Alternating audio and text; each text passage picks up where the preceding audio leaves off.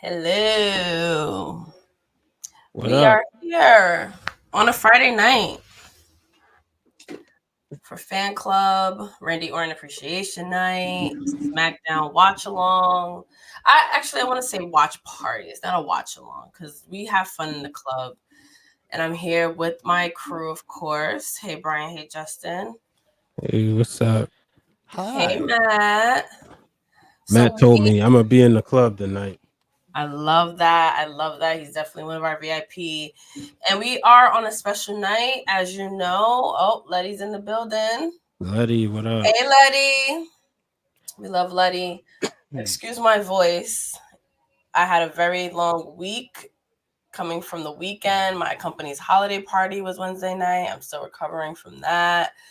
Beyonce movies, Sunday night, day parties, work. It's been a long week, let's put it that way. So we are ending it with fan club, SmackDown watch along, and some Randy Orton appreciation night. Hopefully, Seindole will be joining us shortly because she is probably our resident Randy Orton stan, I would say. So I'm excited She's for fan her. of everybody, right? I thought CM Punk was her guy. She has many guys. We all have many guys. Oh, so Really? she'd be round the block with her guys in wrestling. I mean, yeah, we couldn't do it without her. Let's put it that way. Mm-hmm. Let's put it that way. And we're all happy that Randy Orton is back. We're happy to be watching SmackDown together. Yes, next weekend, our annual holiday dinner. So that's gonna be a good I time. can already taste the food. I know. Letty got some stuff cooking. So that'll be another fun family reunion for the family. He's the Punk defense attorney. That is Seindole is Punk's defense attorney, and we're gonna see him tonight on SmackDown. So I cannot wait to get into it with you guys tonight. Have we done a SmackDown watch along before? Hey, Yeah, Yes. Dylan. for the Not draft. yeah, for the draft. Got you. Okay, cool. So this will be fun. This will be fun. It feels like a very exciting night. We'll get some housekeeping stuff out the way before we start talking about some of our favorite Randy Orton moments. He has had a very long career, so that is going to be fun getting into everything. But you probably were on Twitch earlier with Krista B and Pablo the Don and Christina for schooling sessions. They stream every Friday at 4 p.m. on Twitch. So we're doing kind of like a double header because of the special night. So shout out to Krista B. Shout out to our family over there. Make sure you check out Schooling Sessions. You can catch the replays on YouTube. And we actually dropped some Patreon content this past week. Brian H. Waters and I reviewed the Superfan Vlad documentary on Peacock. I don't know if you had a chance to watch that yet. Mm-mm. It's very interesting, and it's like short and sweet, but it's about a WWE superfan who's literally gone to almost like every single live show for like what, like 25-30 years, you would say. Mm-hmm. And they kind of picked the right time to do a documentary on him because it was during the pandemic, and that was the first time in a very, very long time for him that he wasn't able to go to live shows. So it was really good to watch a documentary about another fan, who like WWE is a part of like who they are as a person, and it's a very heartwarming documentary. You don't even have to like wrestling to enjoy 25, that 30 story. years. What the fuck he do for a job that he's able to go kick it at every Yo, live I was show? wondering the same thing because I'm like, oh, it must be nice. What I is gotta your admit something. occupation, sir? I need details, like I gotta admit specific. something. I ain't never see this dude But there's until footage of him apparently in the front row. we Every watch. Right. Until once we watched the documentary, I'm like, oh, and then going back and watching those shows.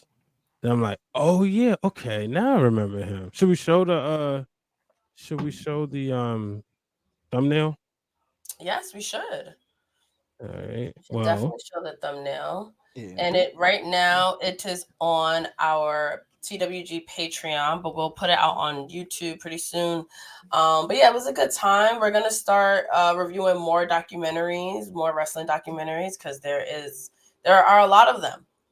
But please check out this documentary on Peacock if you haven't, and then check out our review, because we also want to know what you guys think, because we're all in that same boat. We can all relate to Vlad of just kind of how the pandemic really just shook everything up, and how much it's appreciative that WWE is something that is always going. It really is like always and forever. So check that out.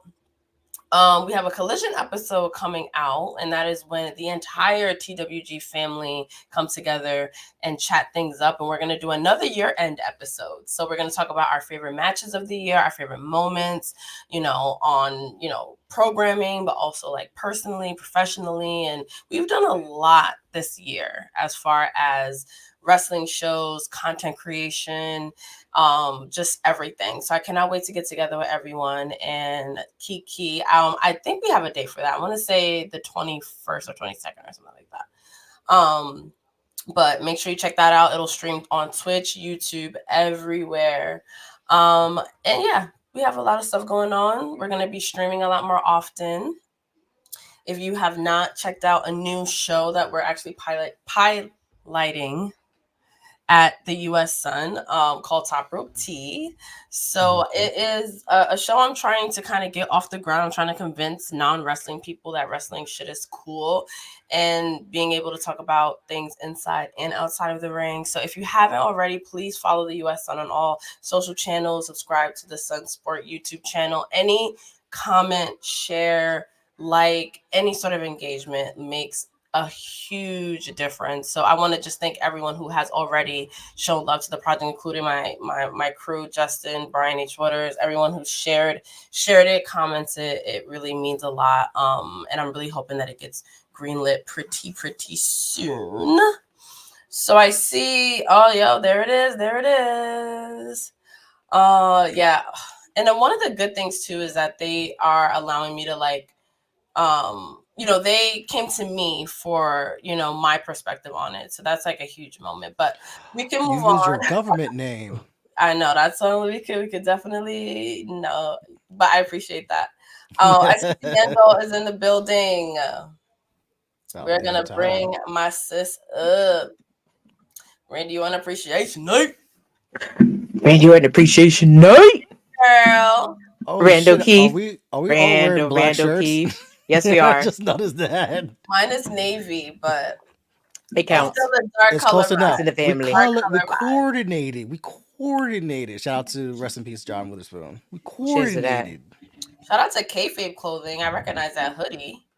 That's the name. I love that hoodie. I remember the name when I was making the post. I need that hoodie. Kayfabe Clothing, right? Yeah, they got really cool stuff. Mine's is Ripple Junction. I can't find my Viper shirt. Oh no. Maybe it slithered away. I have to admit, I didn't like none of Randy Orton's gear. This recent one's not that bad. Like Fanatics is trying. They trying. Yeah, it was very Ed Hardy-ish. Right. And a lot of his stuff looked like Impact Wrestling's clothing. Like I remember one time I went to an Impact show, Base Brawl, and this is during the latter part of the Hogan years. And I was excited. I was like, oh yeah, I'm gonna go grab a shirt. And the person's shirt I bought is actually canceled now. He was their champion, if you know who I mean. Yeah. But everybody else is, because I didn't like none of the shirts. I didn't even like Hogan's shirts or Sting's, and they were my guys, but I just didn't like their clothes. Gotcha. But I'm wearing shout out to Storyline T because when I went to HOG last weekend. Which one you got? He actually, and I want to really shout him out because he actually gave away some merch that he had like in his book bag to a lot of fans. So he was like walking around the arena. He was like, I feel like giving away. So I ended up taking this. You got it. This one. Oh, I love that the one. other one that I have. Which one is that? This one is the Goat Face Killer one. Face. That is so cool. For Daniel Bryan. And then also... Is he okay? Does anyone have a Daniel Bryan update? I don't know. They say he got poked in the eye. Huh? He got poked in the eye. Yeah, no, they ain't feeling him. I thought it was like he might have hurt his eye or something. Yeah, he really got like severely poked in the eye. Like bleeding poked in the eye. during his I was last gonna match. say, like, when you talk Daniel Bryan, are we talking about his injury or the fact that people are saying he's the ops now? Oh, Get off. I wouldn't be surprised if he was the vegan op police front, because them WWE guys be going other places and it'd be like, I That's gotta maintain some my order. theory. I feel like everybody who goes to AEW from WWE and then goes back is the op. My superstar of the year is on right now doing this thing. Dominic Mysterio. That's a tough guy right there. The superstar of the year. Oh, definitely. You talk about Ed Hardy. He looked like he dressed to the nines in some Ed Hardy shit. He do though. Don't be doing dirty Dom like that. But like Randy Orton, I know we're gonna talk about his mullet. Randy Orton brought up a good the longer the mullet, the better the heel. He was talking about the mullet good, but what's with this side shit where it's like, bruh, like did a 7-year-old cut your side of your head? Like, what the fuck is that? Are you going to NXT tomorrow, Seindole? Yes, ma'am. And I'm excited because it's the backstage brawl guys going. It's my friend that lives out in Sandy Hook going because the tickets got lower. And apparently she was like, girl, this shit says 58. I'm in the building. She was like, if it's about getting drunk and seeing big beefy men, slap meat. I was like, girl, don't do that. Hell yeah, man. Go watch my friends. Shout out to Kayla, the most inappropriate person in my life, but she's coming. I will be first time in a long time sitting on the floor. Ooh. So floor seats. Hopefully I see somebody run up on interaction. Hopefully, somebody starts beating somebody up in the crowd. We'll see what happens. But it should be fun. It's going to be a lot. I'm going to go live before we head on our way to Connecticut. So tune into my Instagram. But yeah, it's going to be lit. But I'm here to talk about one person only. Randy Orton. Randall Keith. Randall Keith. How's the Usher song go? And it say, "Daddy's home." Home for me. I do want that shirt. I'm not even gonna front. Hey, Daddy. Hey, Daddy. Brian said he's not calling him Daddy.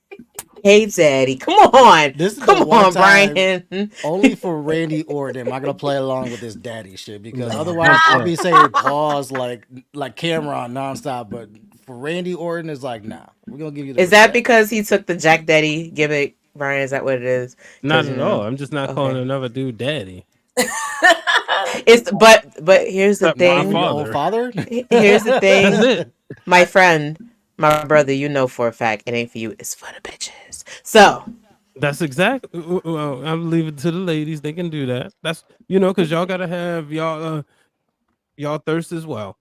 I was hoping that was one of the topics that we talked about when we were appreciating Randy Orton. Yeah, like the queens can have that. You can't appreciate Randy Orton without in the entire package. We had to change. We had to change this whole entire day because I'm like, damn, like we were supposed to go a whole different direction, and then the fans voted. And I was like, damn. Yes, we were going to do an the fans said, hey, Daddy. Appreciation night because of their match that happened this week. Any word on that? Can I be honest? Of course. Yes. I don't even know if I want to do an Edge and Christian appreciation night after that match the other night. Why not? A lot of people are pissed, but you had to have seen it coming. Go ahead, Brian. I'm gonna let you. I'm sorry. Yeah, let me know what happened because. So the fact that Nick Wayne's mother got involved, okay. We knew Christian was gonna win. We knew he wasn't gonna win clean, obviously. But the fact that she gets involved and makes it seem like she had a really difficult decision to make. Edge just smashed his son in the head with a chair. Of course, you're going to choose to go against him, regardless if he's a heel or a baby face. Even if you don't go with Christian. But then to go with Christian, and then it was like all that for what? I didn't think she needed to be involved. Now you got another character on television, and you got all these characters that we already don't pay attention to. So why do we care about her? So I just think is overbooking and it's over stupid. It was so bad. I had to wipe the dust off and watch their match from Unforgiven when Christian beat him. You had to cleanse the palate, cleanse the palate. Yes, it was that. Sorry, it was that bad for you. In AEW, rated R Adam, rated R Copeland, or some shit. And if we're gonna call him Radar We're Adam, not. I'm not calling ain't him it the that. dude who be cucking his wife? Adam Yes, 22 or something like that. Ain't Adam his name? 22. Yeah, his name. He Yeah, names himself Rated R Adam. So right. that's why I was like, So why y'all doing that? That's why I'm not awareness. calling him that. Yeah, that's So the is he guy. just I don't know. pleased? That's the guy with his What wife's the? a P-star, and yeah. And P just froze like at So the most ideal time. you Oh man, I didn't get. ain't get it. No, I was like, I didn't realize she was frozen. Damn it, What? Brian. What You were had you one saying? job. You had I one did. job, my Like, You're the G. only person who can screenshot. Oh.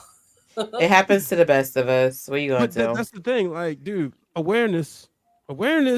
So no, I'm not calling him that. And the match was, it was like it was started here, and it was rising, and it just tumbled. So It's so that's how I feel. cringe. Yeah, maybe after the rivalry is over, or once they get towards that next chapter, because I knew it was going to be a chapter 1 to Seindol's point. I knew it wasn't going to be the Mm-hmm. end. So maybe when they get to another chapter. But right I now, feel I get what you're saying, but I feel like when I saw it happen, mm-hmm. I was like, I give him a B Okay, yeah, because give thank me you some for respect. giving us some continuation because we were just supposed to forget that Edge like clocked her son. So when I saw her come into the ring, I was like, oh, okay.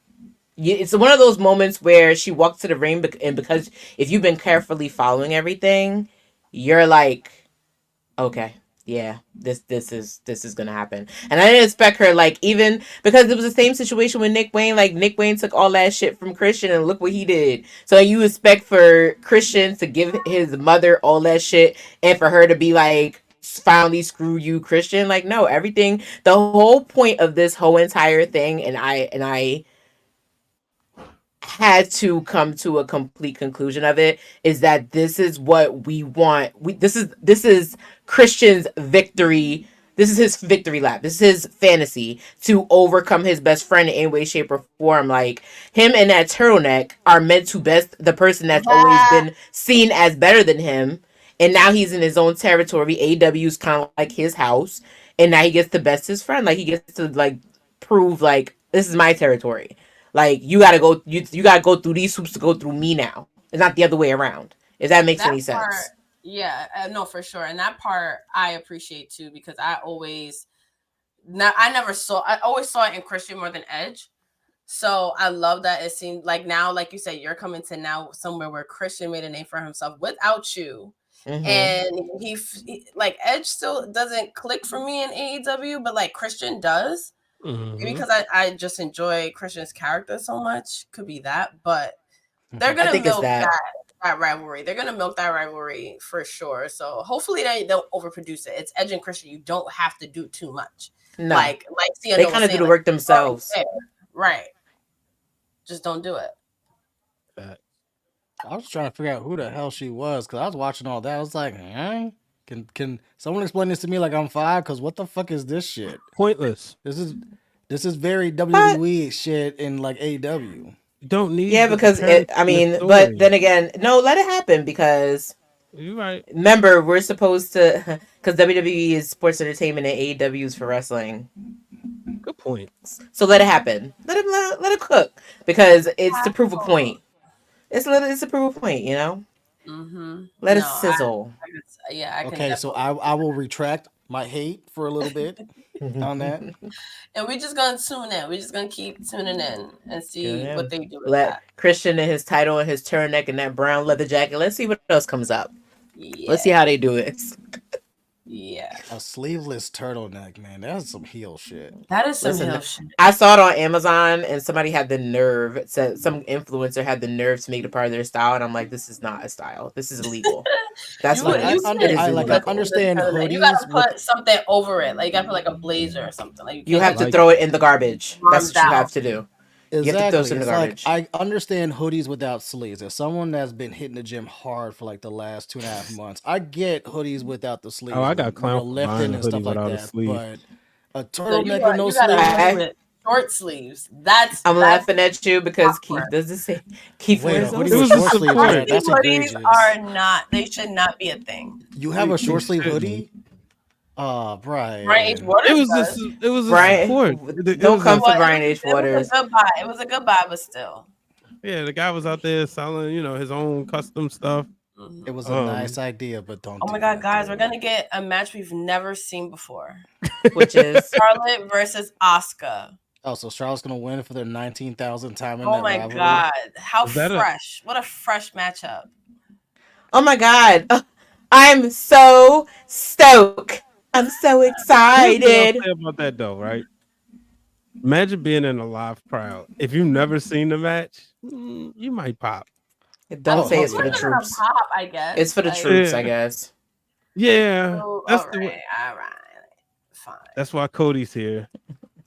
I hear what you're saying, Brian. Patricia's like, if okay, you've never seen Charlotte Asuka wrestle before, then cool, this is your jam if you're in Providence right now. I have, and I still have the salty taste of WrestleMania 34 stuck in my mouth, where it's like, why the a lot of people do. I'm so mad you got that salty taste because that's one of my favorite matches. It made no fucking sense for her to win that match. It did. It did. Somebody had to beat Asuka. Somebody who they want to be the prodigy child of the future had to beat her. I think Cam said the other day the biggest crime against Japan was that WrestleMania, and it was something else that happened recently. But who Shinsuke else? And Asuka won that Royal Rumble. Shinsuke and Asuka both lost their matches at WrestleMania, so it's like they both won for this. I would say, who else is it supposed to be? The Japanese fan base, the Japanese WWE fan base was as loud as the black WWE fan base. Might be a little change. That part. I mean, we already Shinsuke losing made sense because AJ was still white hot. They was getting ready to change his character too, but it was the Asuka loss because she's undefeated and everything, and then she's a submission specialist. You made her fucking tap out to the figure 8, and then that was their first time. And then on top of that, you had Charlotte get cashed in on Carmella 2 days later, where it's like, who that would have benefited more? Asuka, because then Asuka could have had her crowning moment. She would have had that win over Charlotte, and then 2 days later, the heel in Carmella cashes in, takes the fucking belt 2 days later, and now you have a reason for Carmella and Asuka to feud, but now you have a reason for Asuka to go scorched earth because not only does she have this 2-day title reign, but she just got fucking cashed in for the first time after everything she did at WrestleMania. It's like, bro, like for her to lose her streak like that would have made so much more sense for Asuka. Whereas like Justin, it did nothing for. You're supposed to take that the sound off. It's just.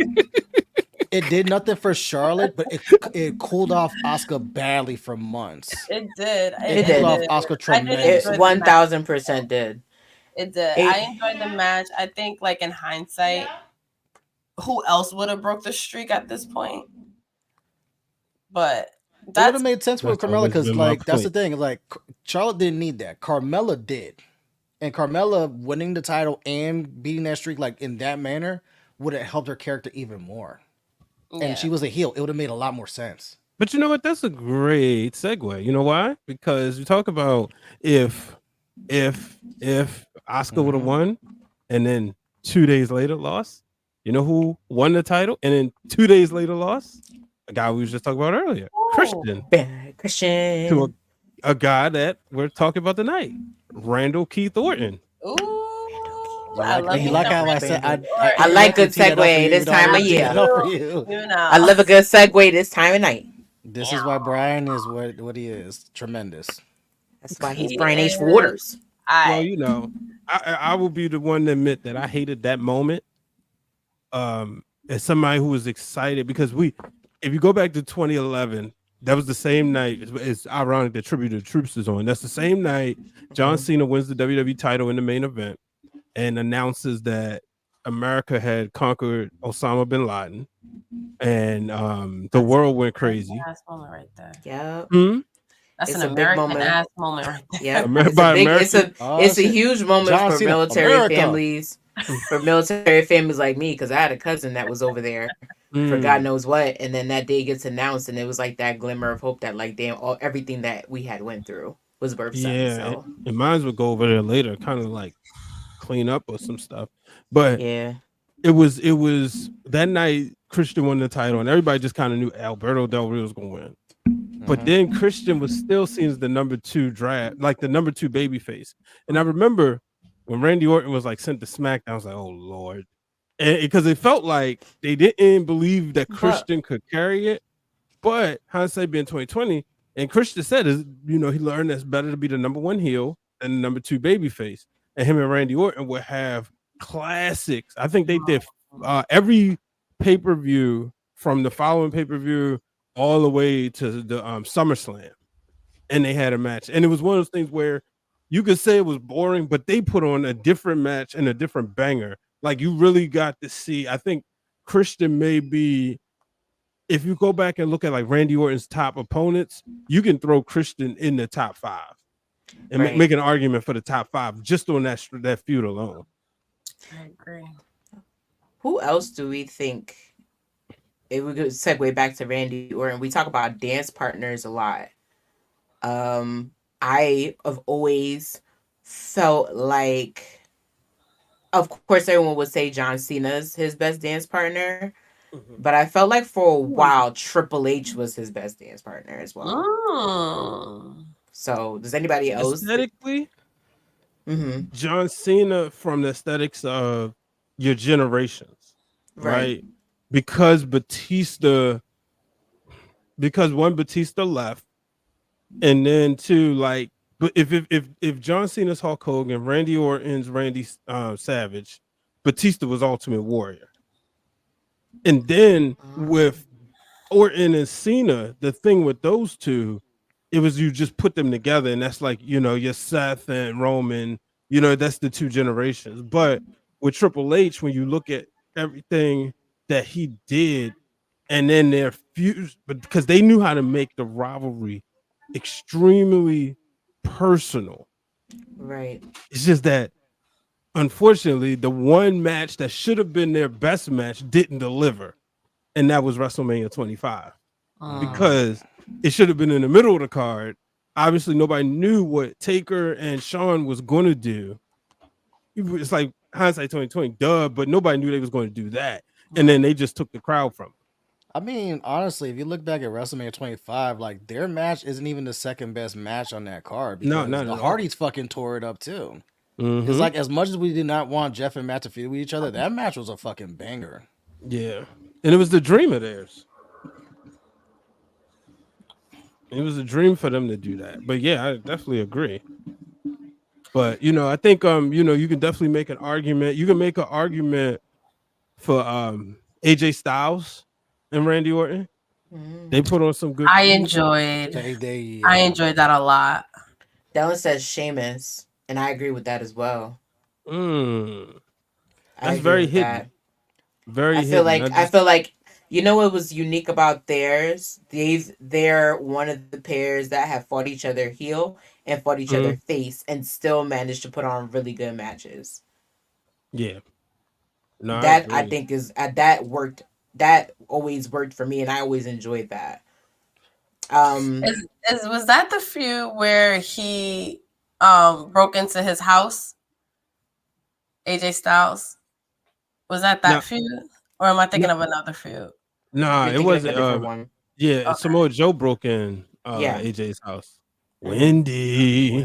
Oh my God! Oh, Wendy. Can we have a Samoa Joe appreciation night one of these days? Samoa Joe, we're supporting home invasions. Is that what we're fucking doing here? Thanks a lot, WWE. Listen. Triple H did it. Stone Cold done did it. Remember, somebody done came in on. Didn't Randy Orton at one point had a bus and somebody invaded the bus or something like that? Yeah, and Randy Orton invaded. You said Triple H invaded Randy.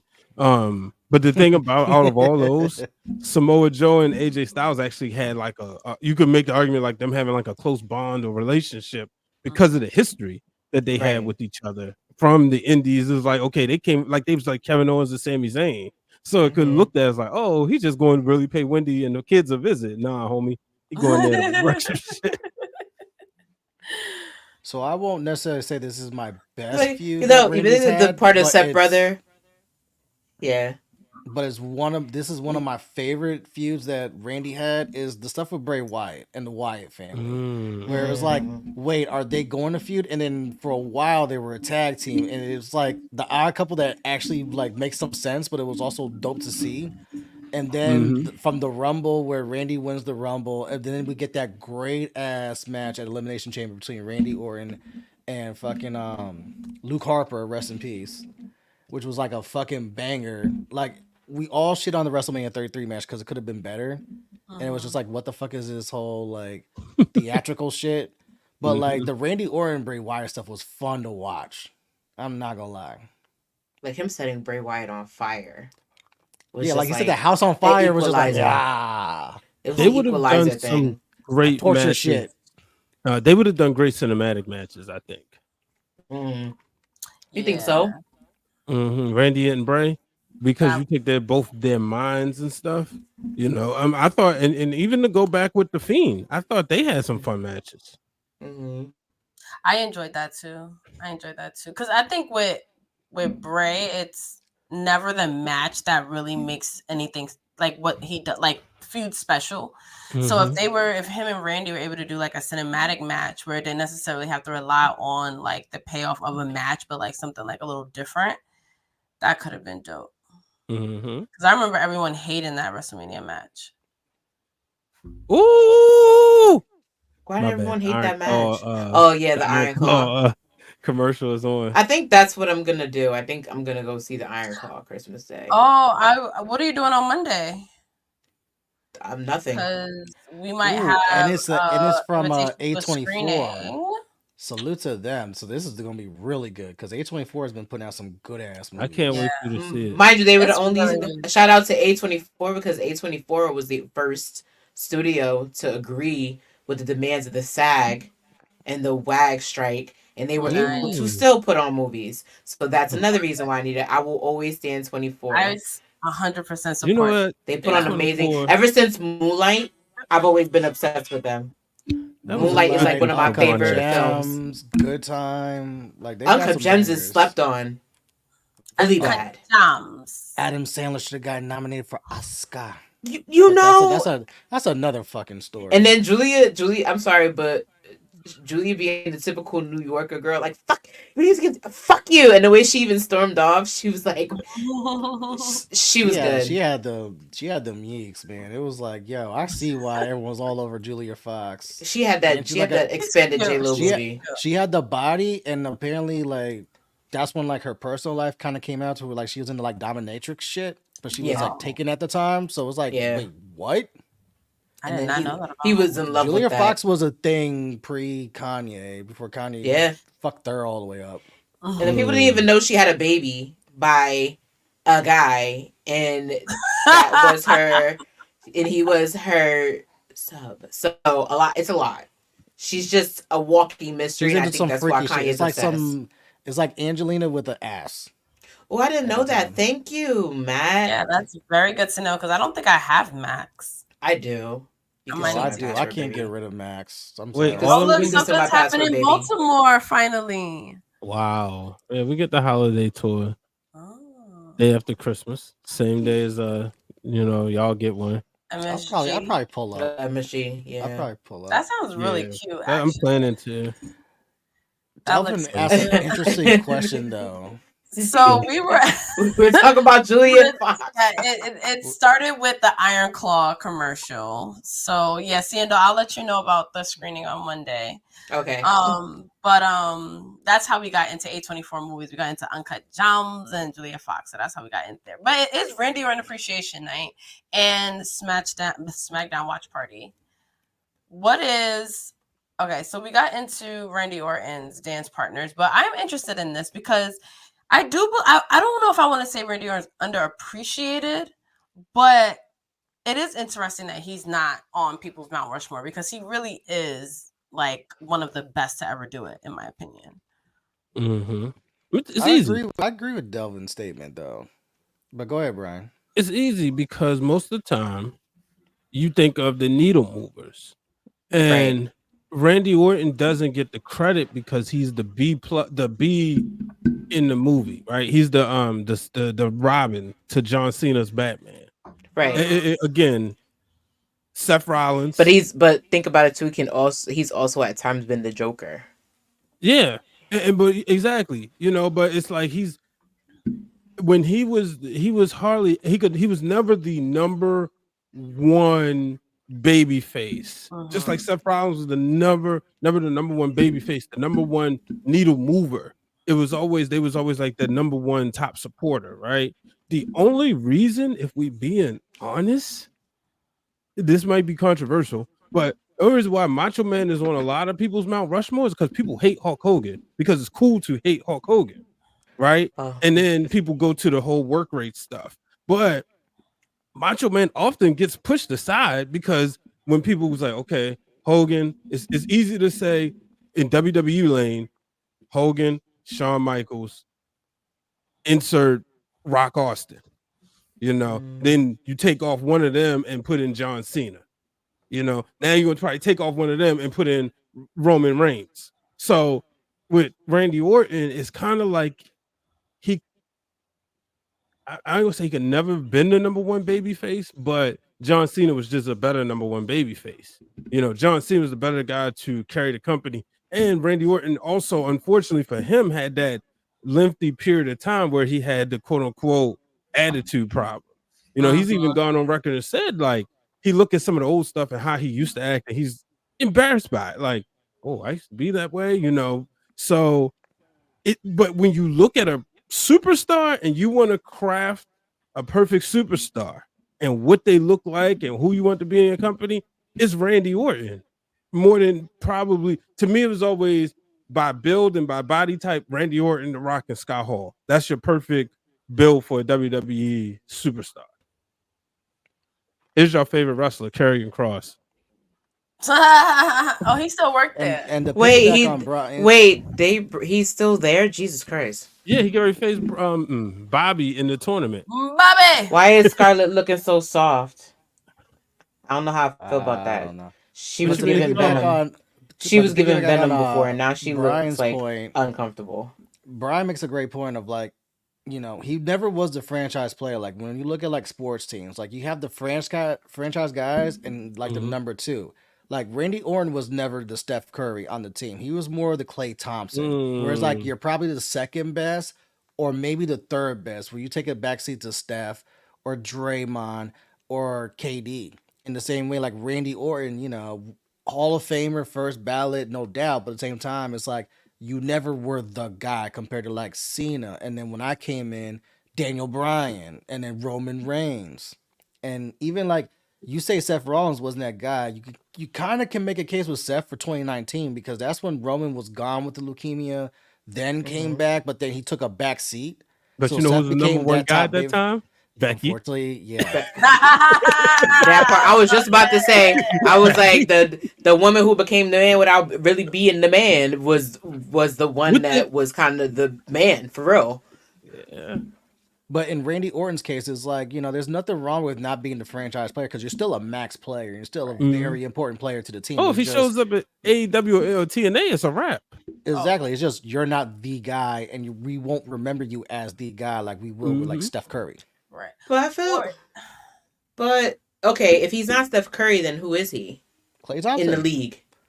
Klay Thompson is a first ballot Hall of Famer. Klay Thompson is the second best player on the Warriors. Sometimes was the third best because Draymond had a stretch, and then when they got Kevin Durant, then Klay Thompson took a back seat. But everyone acknowledges that Klay Thompson is one of the greatest shooters of all time. Everyone gives him his flowers and stuff. It's just you're not Steph. You're not the number one guy. At best, you're second or third. Just like with Randy, you had Cena. There was times with Triple H had that. There was a moment where Jeff Hardy had that, the Daniel Bryan stuff, and it was kind of like, Randy's there, but not the guy. Yeah, and I think it's one of those things where you don't appreciate him until he's not wrestling anymore. Like, I even had a moment where I had to miss him.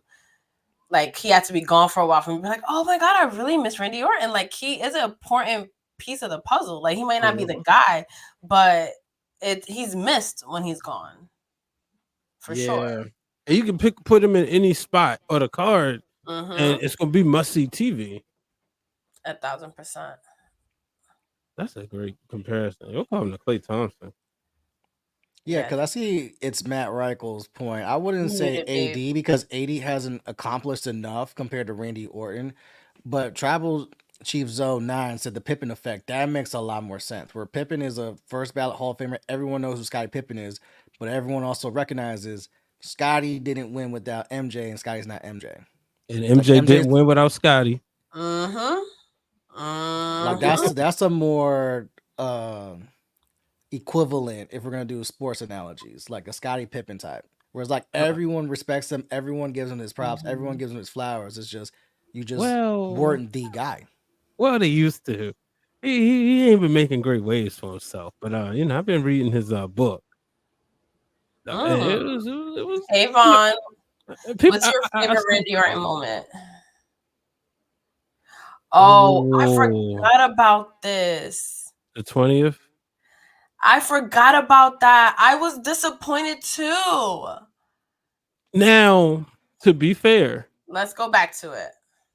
Maybe I think I would like to say bygones be bygones, but I'm like maybe a lot of people didn't have nice things to say about Randy Orton. I didn't even think about it like that. I'm just because I also been down this Randy Orton rabbit hole to prepare for the show, and the thing I just remember a lot of like the Legend Killer Orton, but he was also Did you watch the Impulsive interview? Oh yeah, I enjoyed it. So I like that he brought that. I like that he brought up the fact that like first of all, we all know accountability is the biggest personality trait one can have in maturity. He takes accountability for the fact that yes, indeed, I was a turd bag. I was a douche. I am an asshole. I will break your face and ask questions later. I will tell you how I feel and not care. And they just think it's douchebag Randy. And then he's like, over the years, I guess because of how he's been so long in the business, people see him as a mentor. However, he's still somebody that'll whoop your ass later on. So it's hard to kind of grapple that type of personality. Like there's times where he's have fun, and there's times where he's serious about work, and then he's like when he's really serious about work, he's serious about work, and then when he's just like, all right, I'm here to shoot the shit and have fun, you can tell he's here to shoot the shit and have fun.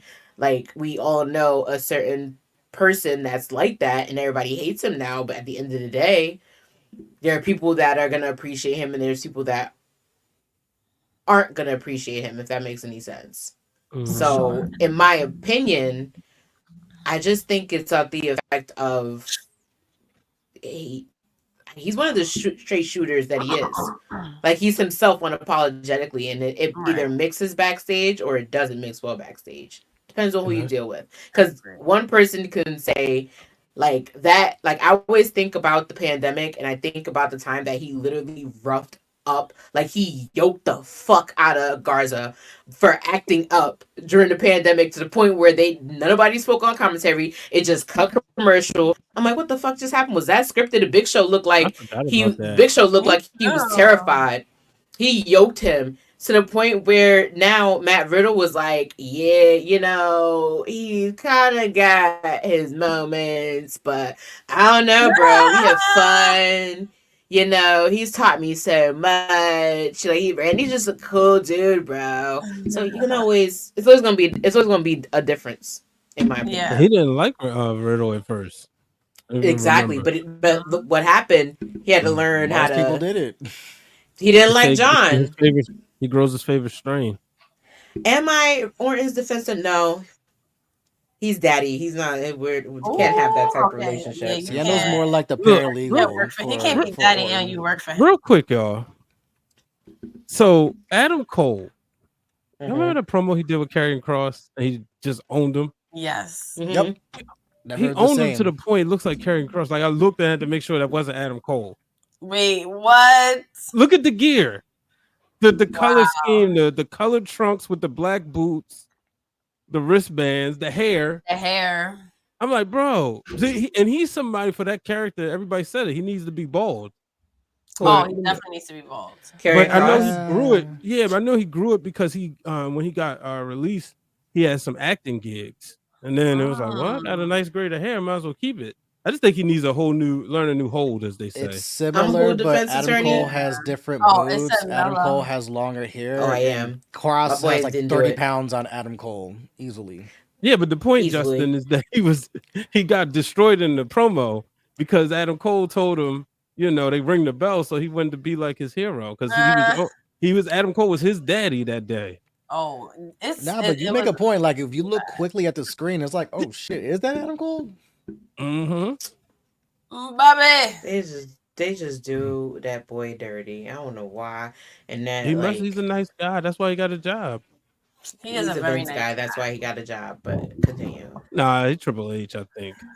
Yeah, he's that shows that he's a Triple H guy. Well, again, because it's Bobby. Bobby. Right. He's in the ring with him. That's that shows you what exactly. What did this win? Like, does Bobby need to be the U.S. champion again? Yeah. Are you gonna watch a match with him and Santos Escobar? Hell yeah. I'm actually intrigued by that. I'm talking about Karrion Kross. Oh no, I don't care about that. No. Yeah. Exactly. I would much prefer watch Bobby and see, and then I feel like too, no matter how they try to make this guy look like a heel, everybody loves Bobby. That's just the reality of things. Yeah, I hear your point, Seindole. The problem is like, do whatever he gotta do. Do you really see Bobby taking that title off of Roman? Do you really see Bobby taking that title off of Seth? I could see that. I see that more. I can see that. He never lost. He's never been pinned for the title since Big E. I feel like if built right, if really built kind of right, you could take it off of Gunther. That's why if they build it correctly. Because we got to remember, we going into WrestleMania season, but we still got to count it. We ain't no off season. They got a whole, and then they got international shows because they're gonna have to really build some shit up. Yeah, all those PLEs going to matter. It's not just So even with Randy coming in, a lot of them will matter.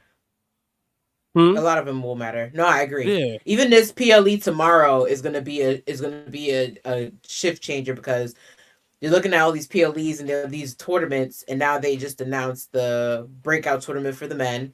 And this is the Iron Survivor Challenge. And we all know what happens the Iron Survivor Challenge. They go for the championship.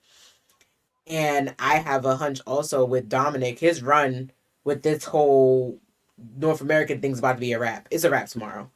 I think they're going to give it to Dragon Lee because Dom needs to go after a championship in WWE on the main roster. But that's how they were supposed to do. When it was one to give Dom the rep. And then also bring the heat and put eyeballs on the product. Dominic Mysterio is popular more, even if you were tuning in to see him get his butt whooped. And then there's a chance Mommy could be on NXT. We also talk about the fact that they're giving Dom the same run they gave Randy, but they just didn't involve Bob Orton in Randy's business, but they did involve Ray in Dom's business. And the way that people were sick of Randy, they sick of Dom.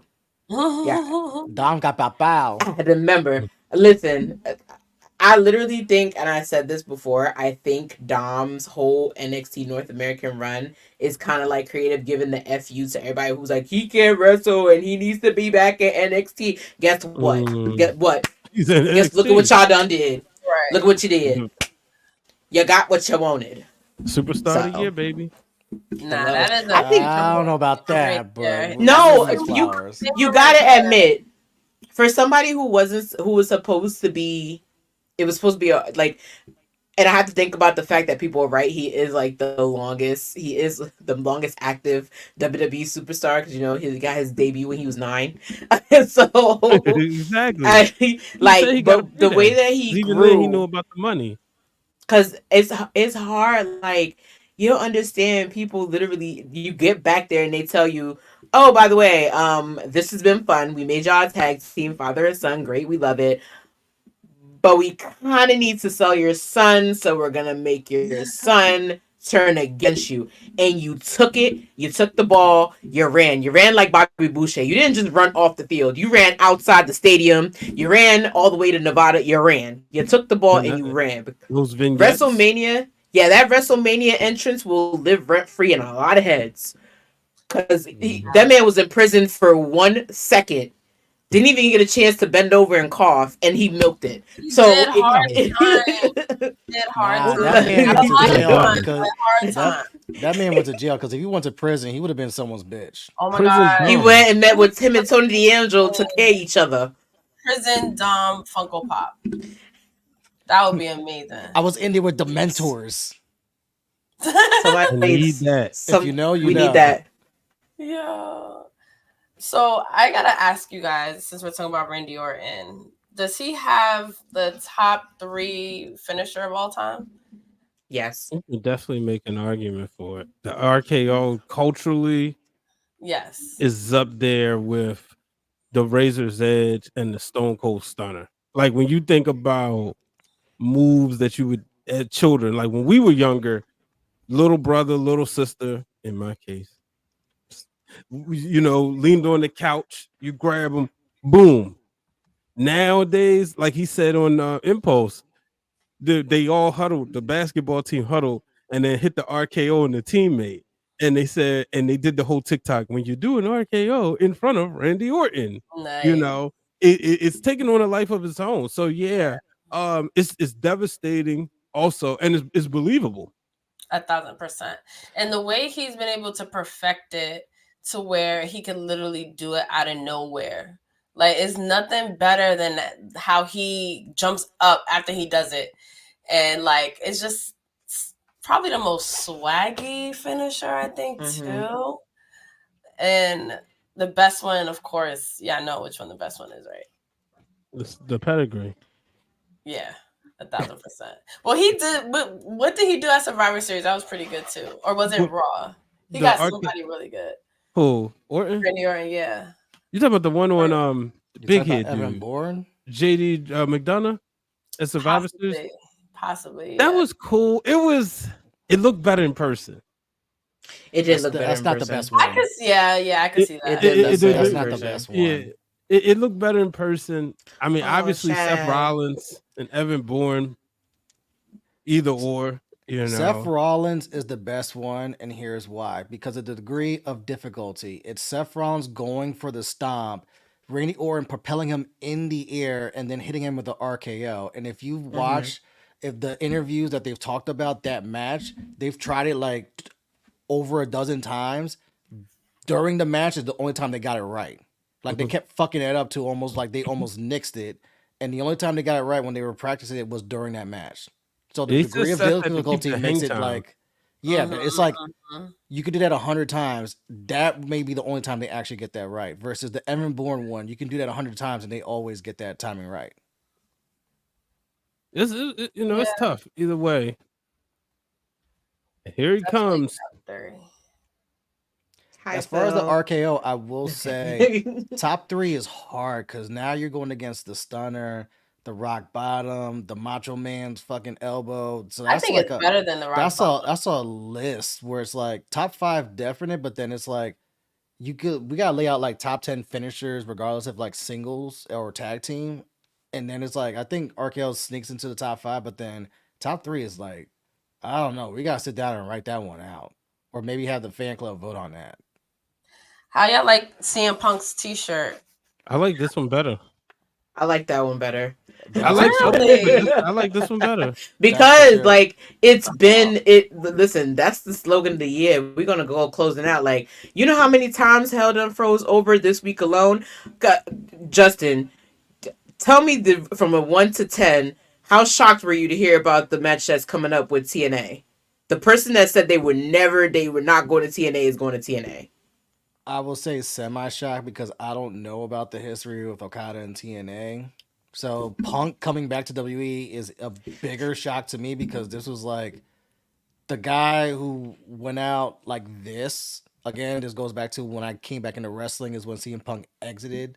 So to hear like the CM Punk legacy and like that's how CM Punk left WWE. It's like, oh, there's no way in fucking hell he comes back. Like you gave me my after everything that happened on my fucking wedding day. Like I have dude. Let's talk about the fact that you got your doctor is suing me for things that happened to me, and he's suing me for a lot of damn money, and you're keeping him employed. Let's talk about that. It's like there's like 5 or 6 things with that CM Punk exit with WWE. It's like, nah, this guy ain't never coming back because like anyone else is like, fuck you forever. I like how I would I love think to that be was in a that match that got room. me back. That was the WrestleMania that got me back into wrestling was him and Randy Orton. So that's the funny part. Cause I watched that. I was just watching that WrestleMania just for shits and giggles. I was like, I haven't watched. Let me see what's going 27, on. right? Yeah, is when he had the whole like I guess they were trying to get Punk out of the Nexus feud, but he was still like entangled with Nexus, so he was like playing mind games with Randy, and he was like, the reason why I gotta mess with you is because you screwed me out of the World Heavyweight Championship and you injured me and remember because he punted him and he was unable to compete, so then it had to be like Punk didn't get a chance to really defend the title. It just became vacant on the spot. So he blamed him for that happening. So I think it was good. It was like long term booking, telling booking, but it was good long term booking without people really remembering. So, because I was like, oh, when I watched the documentary, I was like, holy shit, I forgot that even happened. Mm-hmm. So I felt like that match was when I got back into. I just watched WrestleMania, literally just to watch WrestleMania, and I was like, oh, okay, this is cool. This was going on. And then fast forward, I never knew. I'd be like cheering for the fact that this man stole the title and ran out of Chicago with it. But I still get chills when I watch that Money in the Bank match. The fucking crowd. You have Michael Cole like, yo, they are loud, and his music hadn't even hit yet, and it was like, cool. yeah, the CM Punk Cena Money in the Bank Oh yeah, that they match, were bro. Like like before the the match even starts, like before they even come out, is the crowd going ape shit to where Cole was just like, yo. So Punk for the Rumble? Let's do it. I wouldn't Man, be mad if he won. I know the internet would go crazy. I mean, I I see the wouldn't either, vision. honestly. Milk that shit. Y'all got him back. Milk that shit. Get the internet fucking buzzing. Mm-hmm. I forget who baby. put Ooh. this That on. man did not. That man did not unfreeze hell. He did not take an. He did not freeze hell to come back and not win the Rumble. I'm sorry. Like it's. Something. No, you know the one thing I'm gonna need him not to do though is take the title off of my That's not crown. happening. He's It's no. not Yeah. He's taking happening. it. He's taking it off the. Let me tell y'all something. Y'all need to understand why. I'm very gun ho that it's gonna be Seth, and I'm gonna say it. I'm gonna lay it out, and I'm not even gonna go to a fin. Seth is who Punk would have been if Punk hadn't walked out. Because when you think about their timelines, and I keep talking about how similar they are, Seth got the Money in the Bank. Seth shocked the world at the end of a pay per view by taking the title. Seth had the title. Seth ran great with the title. Seth had to lose to somebody bigger and better than him for programming. Got stuck in mid card for months into almost years to the point where he wasn't on the card for WrestleMania, and you've always had a spot for him at WrestleMania. That's here nor there. And then when you put him on the card for WrestleMania in the storyline where he had to beg to be on the card, it's kind of like sounds like somebody that walked out because they couldn't be on the card. You put him against the person that kind of don't like him for being his daddy's prodigy.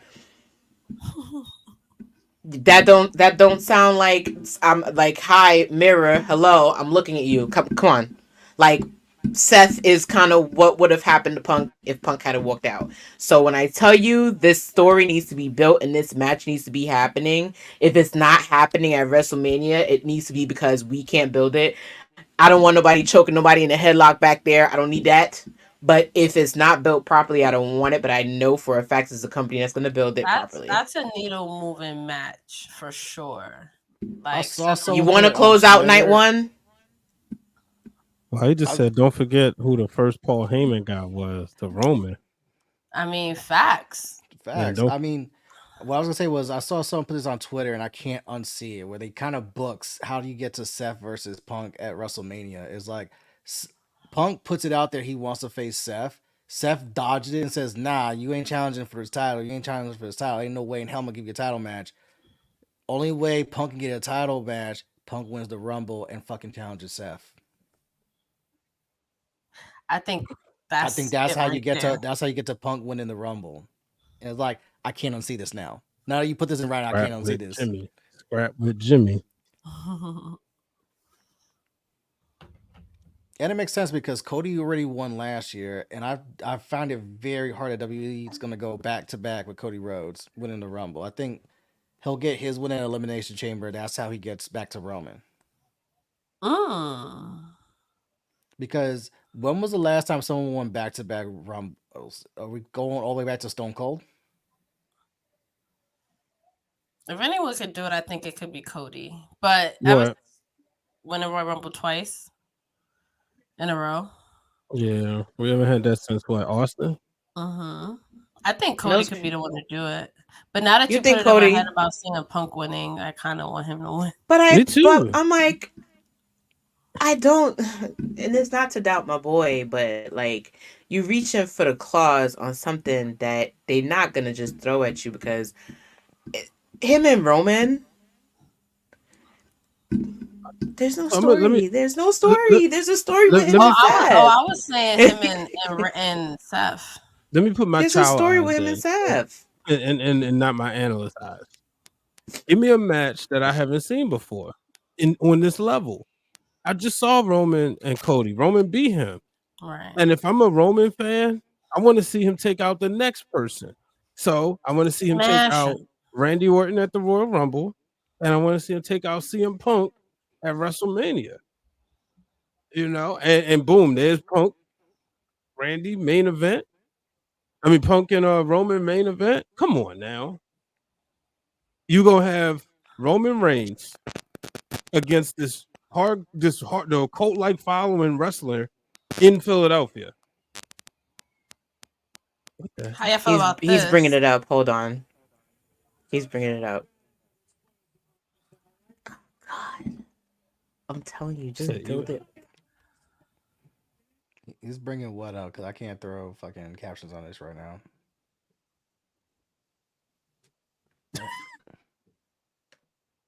He's really been talking this long. Oh, he did it. It's done, y'all. Did you hear what he just said? Yeah. This is smart. I'm sorry. He's not even the man in his own household. Come on, with the bullshit. We heard that line before, though. Oh, and they sing his song. Oh, I love it. I love this.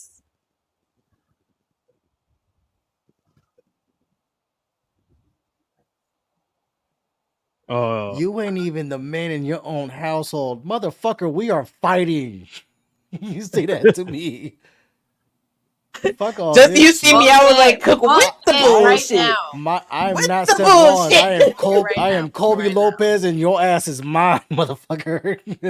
I'm sending you back to Chicago in a box. Get the fuck out of here. He's gonna be at NXT tomorrow. Nice. Oh, this man. Damn. I thought about going too. Yeah. Yeah, right, Punk. You ain't going to NXT. You're going everywhere. Huh?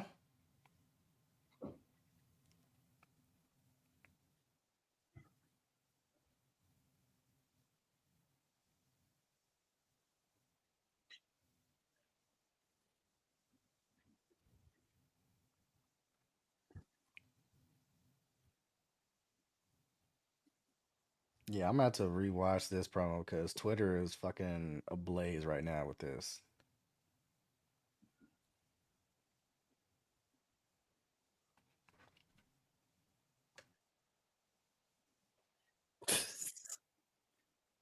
Is that just everybody's story? My God. I gotta finish the story. Like, oh, Jesus Christ.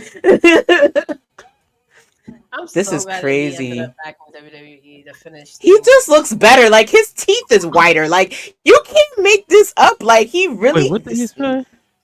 He said that he's here to finish the story, and he's gonna main event. He's gonna main event WrestleMania. That's him finishing what he started. He said, "Everybody's here to finish the story. I'm gonna finish what I started." Wait. Could we go back to his teeth look whiter? So what? Before his teeth looked like urine, okay? Honey, when Justin. Did you say urinal cake? He Yes, looked sick. If you watch, even if when I watched, and it's funny because I watched the SummerSlam match he had with Brock Lesnar, and he looked like he just did not look prepared. He looked tired. He looked stressed. He looked like he hadn't been. That Gracie sweatshirt had not been washed. My man was just Wow. going through it. He was You know, sick. That they feud thought with that was the Ryback, match he of the looked night. tired. It was the match of the night, but I didn't. It's nothing on his performance. Nah, but I think it was Bryan and Cena. It's just got ruined at the end. Obviously, but if we're gonna talk about, sorry, let me mute this. If we're gonna talk about like looking like he just was not himself. He wasn't the best in the world that was your reigning defending champion. He just looked through it, like through his feud with Ryback at the wrestle. He looked sick, but now he ain't looking like that he looks at all. He looks good. You know who always never looked sick though was Daddy Randy Orton. Because what's the name was like at the press conference when he was like, I'm sorry, it was dry, but I have like baby oil and sweat on me. I'm like, because you hugged your best friend. Why you acting like that? Why you acting like you ain't hugged? Because Randy Orton just looked like he smelled like powder and baby oil. He just so looked like he smelled fresh out the shower even after wrestling. So why you acting like that? Just say You it's remember him. that spot Alexa Bliss had with him? Yo, his wife was definitely like, yeah. Excuse me. Excuse me. And Kim from Why are Brooklyn, you so I know she don't straddling play. Oh yeah, she don't play. She almost up there with fucking Rebby. She from Like, Red Hook. no, she don't play. She don't play. I love how they met too. Like it's like the best thing. How It's did like, they meet? so she was front row at a show. She's a wrestling fan, and he literally made eye contact with her and walked at a house show. Walked up to her and was like, "Who are you? What is your name? You're gonna be my wife one day." And literally, they were inseparable ever since. Oh yeah, she did talk about her on podcast. Yeah, and I was like, "Oh my god, like that's like a dream." Like to be front row and have a wrestler be like, "What, mommy? Like, what? Yeah, hello. They're What's your name? They're What's your number?" Watch the table for three with her, Kurt Angle's wife, I think. I always said they should be a reality show. I always said they could be Remy a is just special. the right amount of messy for a reality show. Listen, like, when she was dying to expose homeboy, and Matt was probably like, "If you don't shut your ass up, we have a legal situation. Shut up." Oh my god, nah. But we love Gossip Baby also. Oh, hey Black Thoughts. He has some opinions about your Klay Thompson comparison. Oh, your tweet. What makes him Seth Curry? Come to the club like, wait, what's up? How was he easily the Steph Curry when John Cena also exists at the same time? But because everybody thinks that John Cena is LeBron. We've had this discussion. Oh my god. Everybody thinks that John Cena is LeBron. It's just like everybody back then thought John Cena was Jordan. It's gonna mix in all the time. It's just gonna be that way. Unfortunately. Then if we're gonna go with that, I still can't say Randy's Steph because Steph is basically universally loved. Whereas Randy's more like we respect Randy, and there's a huge contingent that loves Randy, but I don't know if it's like universally like across the board.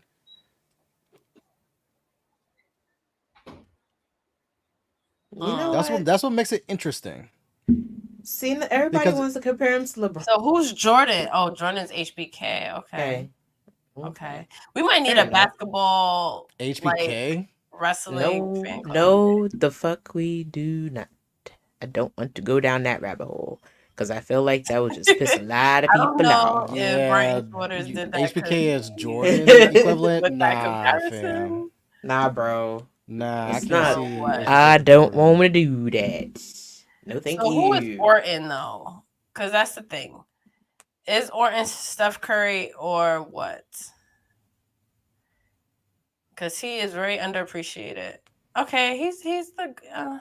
See, that's the part though. Is Orton feels like he's properly appreciated, but also underappreciated. Whereas Steph, everyone recognizes Steph's greatness and they give him his props and his flowers, and they put him on the same level as LeBron.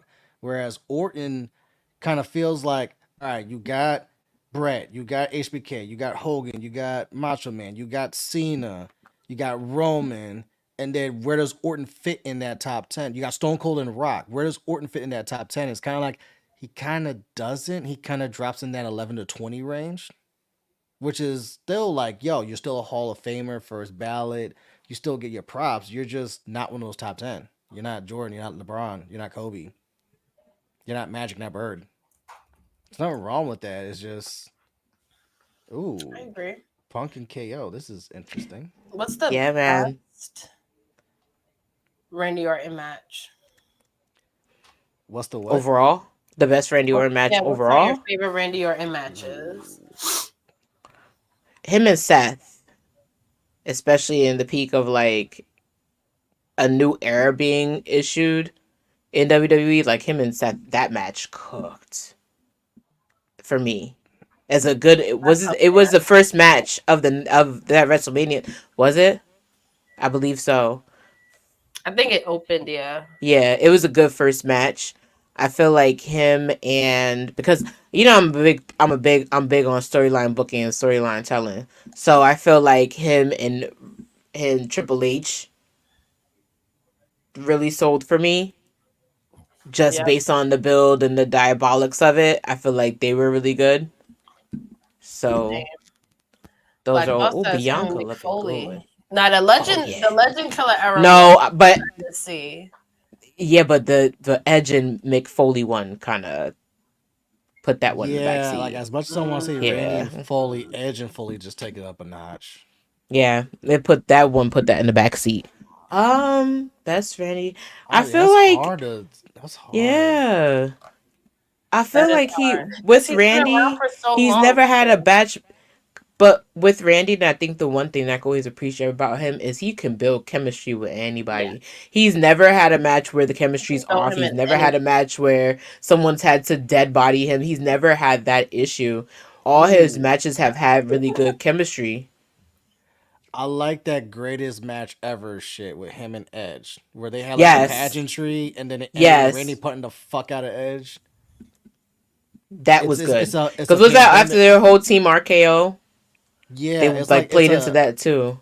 unfortunately it's a pandemic special, which is like we didn't have the crowd involved, but that was like a really fucking good match.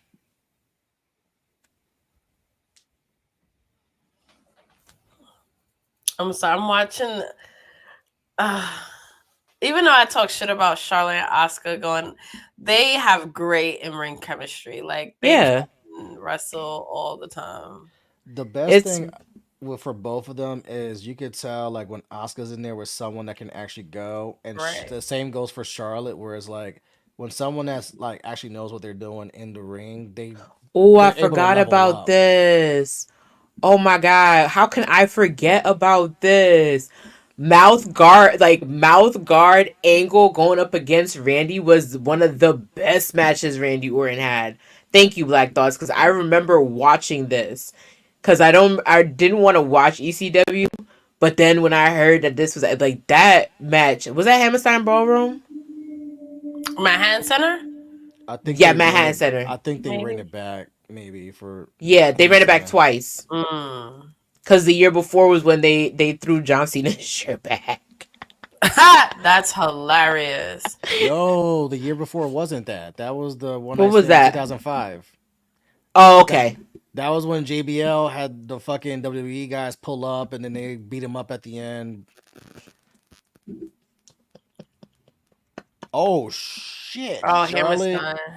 that was close. That was very close. Oh man, she about to headbutt the back of that fucking table and I not love her such a good gear. Her way. gear is beautiful. Yeah, It's it. it was Hammerstein. Oh, 06 Damn. was Hammerstein.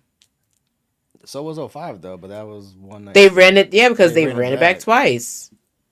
Yeah, I figured it was '06 because I know that one night stand card and Randy and Ed and Pre-perk Angle were angle. not on it. No, listen, mouth guard, my black mouth guard Kurt Angle was a fucking beast. Ah. Like he gave you Olympic dead warning at that match. He was killing it. Like And he did a spot where he jumped off the stage. Like yo, There will never be That man another stayed down pre-Perk Kurt Samoa like Joe that. like a fucking crackhead before he bust the fuck out of him. Perk Angle was on some shit. And then they put him in main event Mafia to comment like, "Listen, sir, we know you Oh just my off the shit. god. You need to calm your shit down. You just start doing this, cause you tweaking, tweaking without the tweak." I mean, it's not fun to laugh at his fiendness, but man, Perk Angle was something, man. Yeah. But then when you watch that It's kind biography of where he talks sad. about how many painkillers he was on during that time, it's like, Yeah, same thing bruh. with him and Orton. Like Orton's story is kind of tragic. Like the whole, like I think he like literally woke up one day and he was just in the hospital from something that happened. Like if you watch the Viper documentary, it's like a lot of dark stuff he went through. Also, And and that's then why, like having his kid, having his daughter, his first daughter, changed him. and that's why Black Thoughts, I can't agree with the Randy Orton Steph comparison too. It's because like Steph never had like Randy had his fucking issues, like young Randy, So then where you like still think he's Triple Thompson? H and all of them were like, yo, you gotta get your shit together or you're gonna be fucking out of here. And it gave him a lot of chances because of his legacy, Yeah. which is why I Yeah. think he's But the he could way he also own is. up to it too, which I like. Right. Like, you know, like Hogan, like he's still in interviews and acts like he was like never problematic backstage and shit like that. Or like that's what I like about even Shawn Michaels too, because he'll say like, "Oh, I was a dick." You know, like I might have been the top guy, but I was not a good person, and I was not a good coworker, and I didn't. And Randy Orton too, because if you think about it, we watched Randy grow up. Like we kind of grew up with him, and I don't know if there's any other wrestler that's had that long of a run with that consistency. Because I never seen Randy Orton get in the ring and thought he wasn't performing at the top of his game in the last 20 plus years. Right. But I even think he's not. So Is he Dennis Rodman? No, because Dennis he's was he changed it. He changed Dennis, it. No, Shawn Michaels is. Thank you. Shawn Michaels is Dennis Rodman. for 1,000 freaking percent. He was bugging the fuck out. Because when Rodman Either that or he's Ron Artest. No, he's Rodman because Rodman could keep it together for certain spurts, especially like during the Bulls era. But then Rodman also wild the fuck out, and the people that love Shawn Michaels ignore pre-God Shawn when Shawn was an asshole and doing his own wild out shit too. Like Rodman's that's an accurate ass comparison. But Rodman is also a Hall of Famer, someone that's well respected for people that watch hoop and shit like that. So that's fair. Artest, no, that's a whole different playing field. Yo, Ryback's been wilding lately. I just have to see like screenshots because he blocked me in every account I have for whatever reason. Ryback. Why did he block you? I think when he did that poll about whether or not he should retire or like what company I should go to or should I retire, and then it was overwhelming that he should retire. So then he tried to say that Twitter and WWE were conspiring and it was all like a conspiracy to take him down. So he did the poll again, and then it still won that he should Charlotte retire. lost. Oh wow, love it. This is barely trying to make up for shit. I think it's funny. Nick, what you doing? You handing him a contract? Nick, listen, Mickie James is one lucky woman. Anyway, let me just. Yeah, he is hot. I mean, Mickie James is fine as fuck. Both of them. They both beautiful people being beautiful people being a beautiful couple. There's only one person I'm giving daddy privilege, and that's Randy Orton. I'm not giving that to Nick Aldis.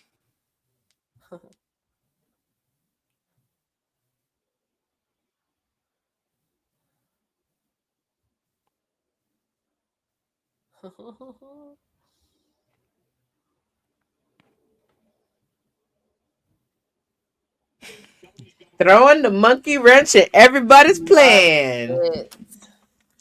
But I'm trying to think what else we can say. I don't know. I just think that Randy, the fact that I think what scared a lot of people when he was gone for that year is he gonna come back? Because to have that type of fusion surgery, it's weird because Wes Lee's about to go through the same thing. Oh really? I didn't realize it was. Yeah, so it's real. Like it's real. Like Vic was saying, on live that it's basically like a disc slip and then back pain. He's a back injury that is literally going to take him 8 months to a year to come back. Like he had to stand, he was standing in the ring with the cane for real, and like he's in pain. Yeah, like once he said like I could barely feel my legs, I was like, yeah, that's back and spine. That's not Yeah, fucking good. and then mind you, he had a match a week before that. So yeah, Because Wesley's out for at Oh, I least a feel year. so bad. yeah, and he was probably on break because of that, and then just came back. It makes me sad for him because I was excited to watch him wrestle this weekend. And you know, and I hate when it's like you're on a trajectory and then you get hurt and then it's back to the drawing board. And then and that's why I don't do the whole arguing with the IWC on social media shit about wrestlers, because it's like I just want to sit there and watch them work and enjoy watching them work, Like, and we don't especially have to go know all pull that up and shit. watch them, because all it takes is one fucking slip up during a match and that shit happens. And now like he's gone for a year, or Bailey's gone for a year, or well, a lot of Dakota people still can't on wrestle, or shit like the that. one thing I've learned about the internet is a lot of these motherfuckers contradict the fuck out of themselves, because these are the same people that were clowning Punk for getting fired, and they were the same people that were cheering when he came back. So y'all don't have a leg to stand on, or a pot to piss in, or a line that you want to be in to really think for yourselves. So that's why when it comes to them having their opinions about wrestlers, like if you're not gonna critique the match or the story or give some type of analysis on why this person's your favorite, everybody just needs to shut the fuck up. And I'm just gonna put it just like that. Like I, especially even with me, I'm just like, listen, people may say like, oh, like I judge something a certain way, certain matches based on the criteria, but you have to understand, like I go in depth. Y'all know me. Like I will sit a whole day and watch wrestling. I'm about to do it again now. I will sit there and watch a whole day of wrestling and be like, wait, why are they talking about this? And I'll pause the match. I had to do it last year. I had to pause some matches, especially with those New Japan Pro matches we chose, and Google press conferences and interviews and build-ups to try and see like, okay, why is this the way it is, just so I can understand. So if you're not doing that, you really just here to follow the you really here to just follow the train. Like that's how people who really love wrestling, like us and other podcasts that really work, we really watch the shit. If you're not here to do that and you here to just like here to dislike somebody, what are you doing? Like, get with the program at this point. You've been on with the program, learn to follow the program. I can give you my scorecard. Trust me, it's fun. We have fun over here. We have like, fun in the club. We have fun in the club. I can give you the rules. Just follow them. Support the talent, man. Yeah, support the talent. Like for NX, and then we talk about Randy Orton and how many people. And then one thing I like about Randy Orton is like he's like the prime example of what a legacy setup should be. Like you're a third generation superstar. Think of how many second, third generation superstars are here now that could be like, I could be the next Randy Orton.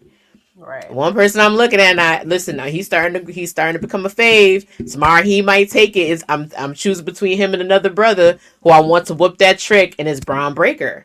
Braun Breaker is in NXT and already having a stellar career. Like he's somebody that they literally already looking at him to be a main eventer at WrestleMania one day. But again, those third generations are kind of expected to just be great, but it hasn't worked out. But if you follow a formula like Randy Orton's, imagine what it's going to take you to be. You look at the Charlotte Flairs. Look at their formulas. Yeah, he's he's a build a wrestler. Like and when you go into a 2K and you build a wrestler, you build in a Randy Orton. I love too how he said he's gonna be wrestling for another 10 years. Like we thought it was over. Because he came back and he was like another fucking 10 years. Because he loves this business. He loves this business.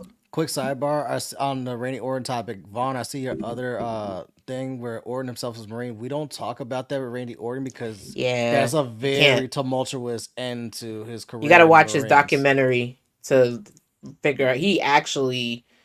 He went through a lot when he was in the Marines. What a bad conduct discharge. He got bad conduct discharge. That's what it was. he got fucking court-martialed, which is like that's not good, and that's why he had a Marine tattoo, and that's why he covered it up because that was a very tumultuous end to that. So that's kind of like we can't put that with like Randy's a former Marine. We don't talk about that like the same way like he still appreciates Montez, them for like Montez is a former armed services, right? Like we don't. It's not in the same league. You can't talk about it the way that Bobby Lashley can probably talk about it because Bobby Lashley also former, is also former.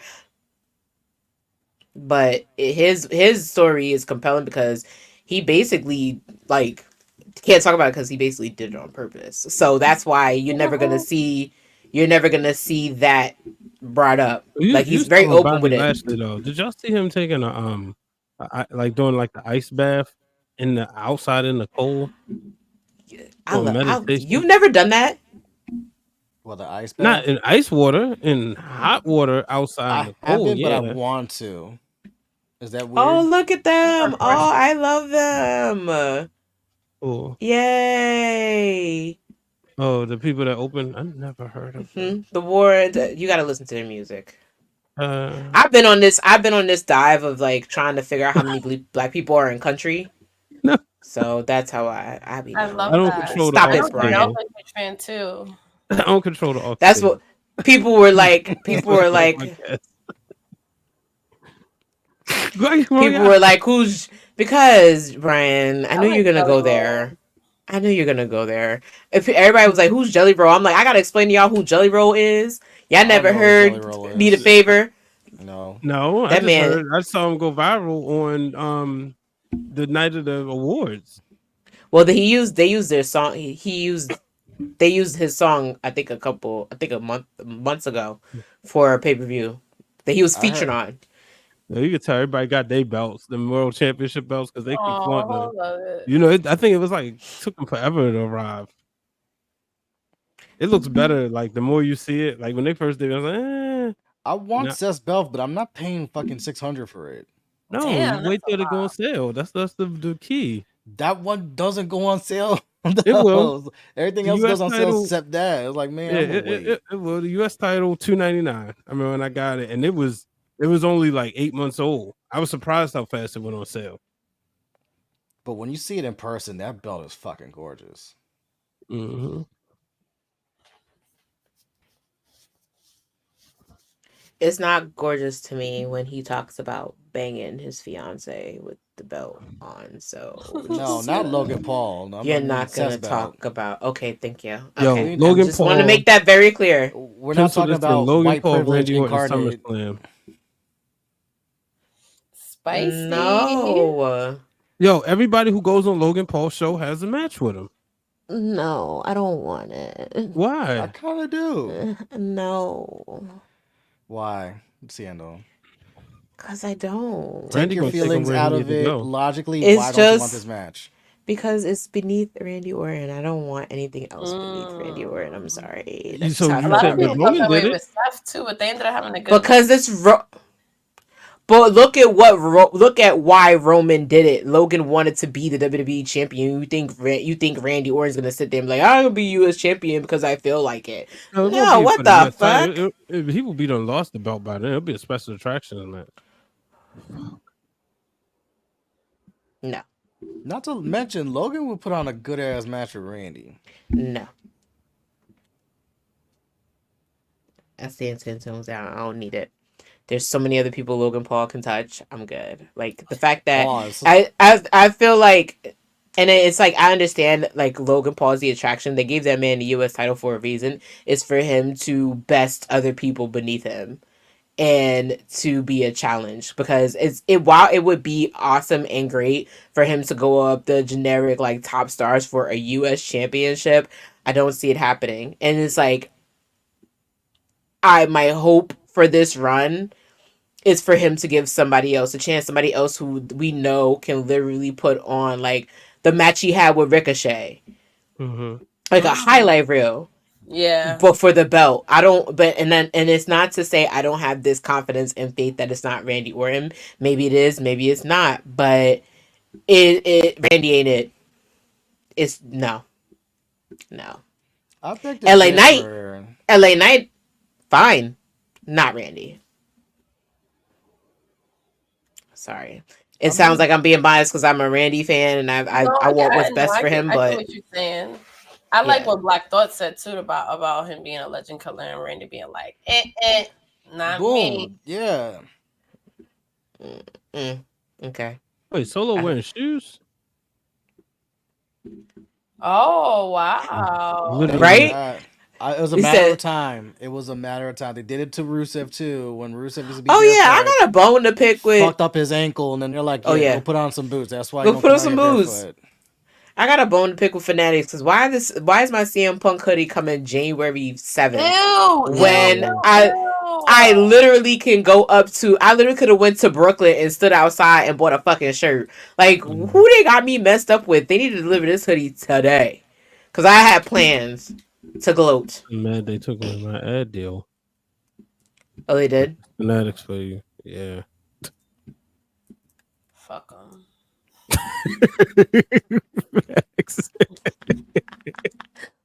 Who says in South Park? Fuck them all to death.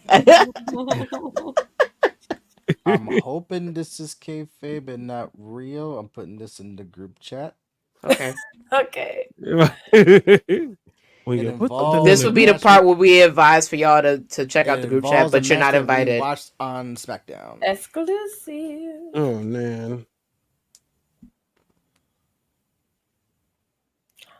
Oh, come on. No. I do like LA. I do like LA Knight for Logan Paul though, Seindole. I will say that because I think that's the vision. That's a good match.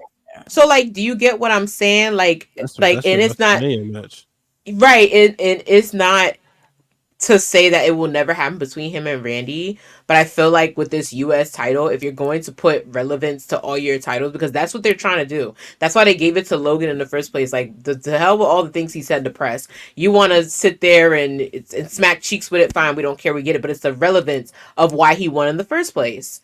Like, essentially what we want is to bring like eyes to this brand into this title, but the only way you're going to be able to do that is to go up against the best of the best. Randy been done all that. Randy can be like, hey, I want to be the WWE championship, and I guarantee you they will build a story around it to give it to him because he's Randy Orton. With this US title, it needs to be people that put on a freaking opening banger highlight reel for the match. LA Knight is hot right now. You know, say they want to call up some. Right now, they're in a tournament. They're about to call up somebody from NXT. We don't know who it is. But imagine if it's Carmelo Hayes or Braun Breaker or Ilya Dragunov or anybody else that's just like cooking the way they've been cooking. If Ilya gets called up, I'm fucking pushing my Ilya Gunther agenda hard on social media. Right. Can beat him. Run it the fuck back. Yeah, run it the fuck back. Like, we got how many months till Berlin? We got 2 We got how many months till Berlin? One more for a trilogy. Give it to us. How many months we got till Berlin? Shit, a lot. Because we think about it. You got time. We got 5 months till Mania. And Berlin for a while. A 2-week commercial. Like, it needs to be, if you're going to carefully orchestrate it, put it on people that will say, holy shit, this is awesome. Daddy, the other daddy back.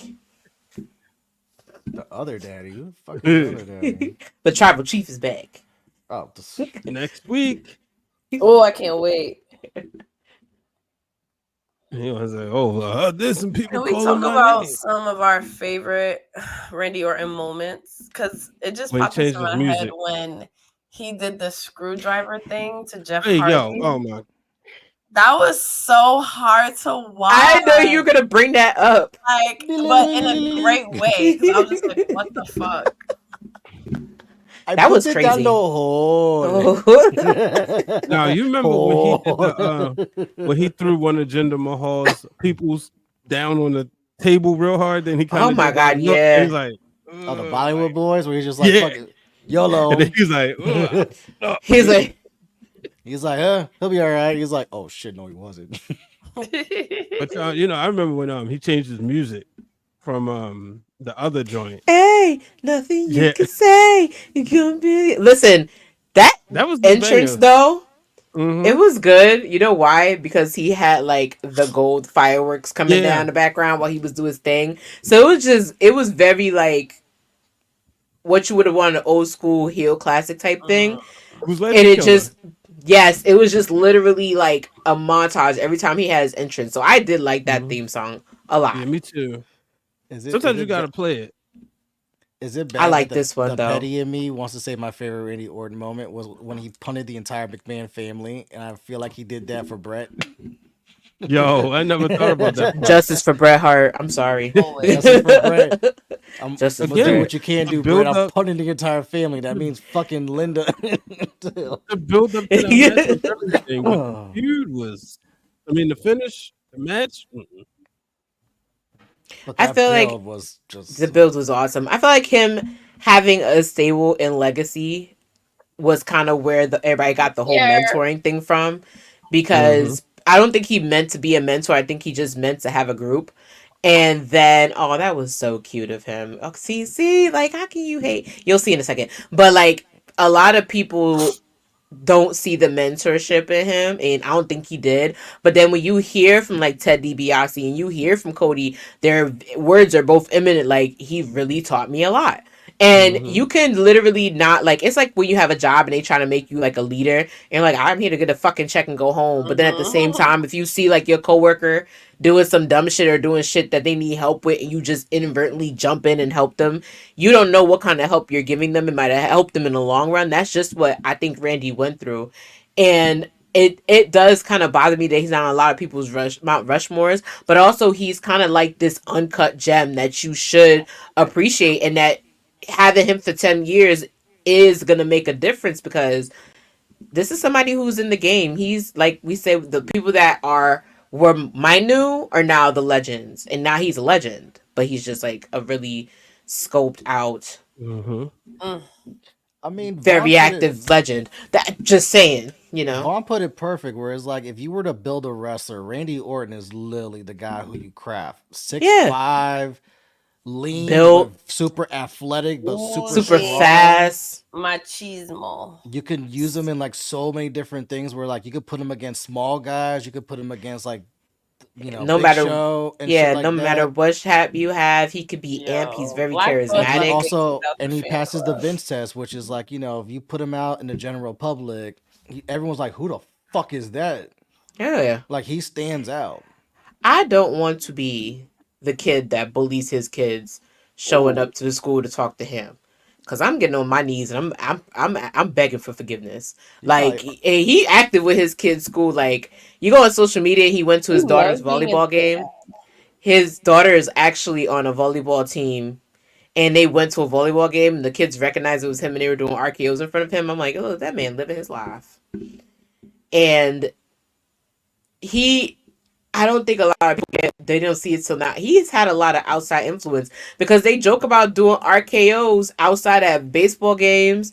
Like, there's tweets about people trying to do the RKOs in pools. Like, he's very influential, but I think it's just he wasn't at the magnitude of a John Cena or the magnitude of a Rock. But the people who appreciate wrestling appreciate him. That's true. And that's how I see it. Oh, that's my favorite moment. That was a good moment. That's my favorite for obvious reasons, but And I think the thing to go back to, like, so we were talking about why don't we put Randy up there with the Mount Rushmore? Probably because like it's hard for us to be like, yo, what's the best Randy Orton match? And we all sat here like we had to think about it, because like not one really pops out like immediately. Like Daniel Bryan, we could probably pull out like 3 matches immediately. John Cena, we could pull out a match immediately. CM Punk, Macho Man, like the greats, we could pull out the matches like that. Whereas like Randy's like we had to really think about it and be like, well, what about him and Undertaker? What about him and Triple H? No. What about all right, him and CM Punk WrestleMania 27 is like, you know what I'm saying? Like I think that's probably why what hurts Randy in like the Mount Rushmore compared to like Stone Cold was his best match. We immediately pull up him and Brett WrestleMania, or him and Rock 2 WrestleMania 17. It's like, that's probably what hurts Randy's case for like Mount Rushmore status. Give us some more than Black Thoughts. You know what though? him fitting in Evolution makes a lot of sense. And it was through the looking glass that Triple H has. That's why I say Triple H is his best dance partner too, because Triple H literally looked at him and he was like, when Vince McMahon talks about legacies joining wrestling, they're talking about you, because he was literally like, he's the cold that's gonna become a diamond, and look at him now, literally a Type A built wrestler. And I think Evolution helped him a lot in that. And it was like, yes, he was immature and all this other stuff, but like, who wasn't? Like, we've heard the stories. We've heard about the plane ride from hell how many times? That's a good one, Vaughn. I think the thing with that is we remember that more for Daniel Bryan wrestling twice in one night. So I think that's more Bryan's match than it is Orton's match. When I think of Orton matches, I think of like even the way he sold the Undertaker. Like, you had some people that believed that he could possibly end the streak. Like, could he really, as the Legend Killer, end the Undertaker streak? Like, even how that was built, I think was very unique in the sense of like, holy shit, like this streak is legendary, but how long can it go on? And then you have this young charismatic kid who's wiping the floor with every single legend he's been around, and he challenges the Undertaker. So it was kind of one of those first times in the streak where you're kind of like, okay, what if it doesn't continue? You will have a lot of matches that are like that, but you'll never have a match where you actually look at it and you're like, oh, well, Undertaker may not win. Like, literally, Orton, I think it's when him and Triple H win the second time. And I think with Brock, for me, were the only 3 times that I think that I've ever doubted the streak actually being ended, like being continued. And that says a lot. Like, even when I'm a CM Punk stan through and through, I would be stupid and remiss to think that man was going to end that man's streak. I didn't see it happening. And and the poor me, sorry for being a fan, but literally I didn't have faith in my guy, and I'm glad I didn't. But when it happened with Brock and the Undertaker, then I was on the edge of my goddamn seat. And it was the same thing with Orton, because the story just made sense. Orton and Taker. Yes, that was a good one.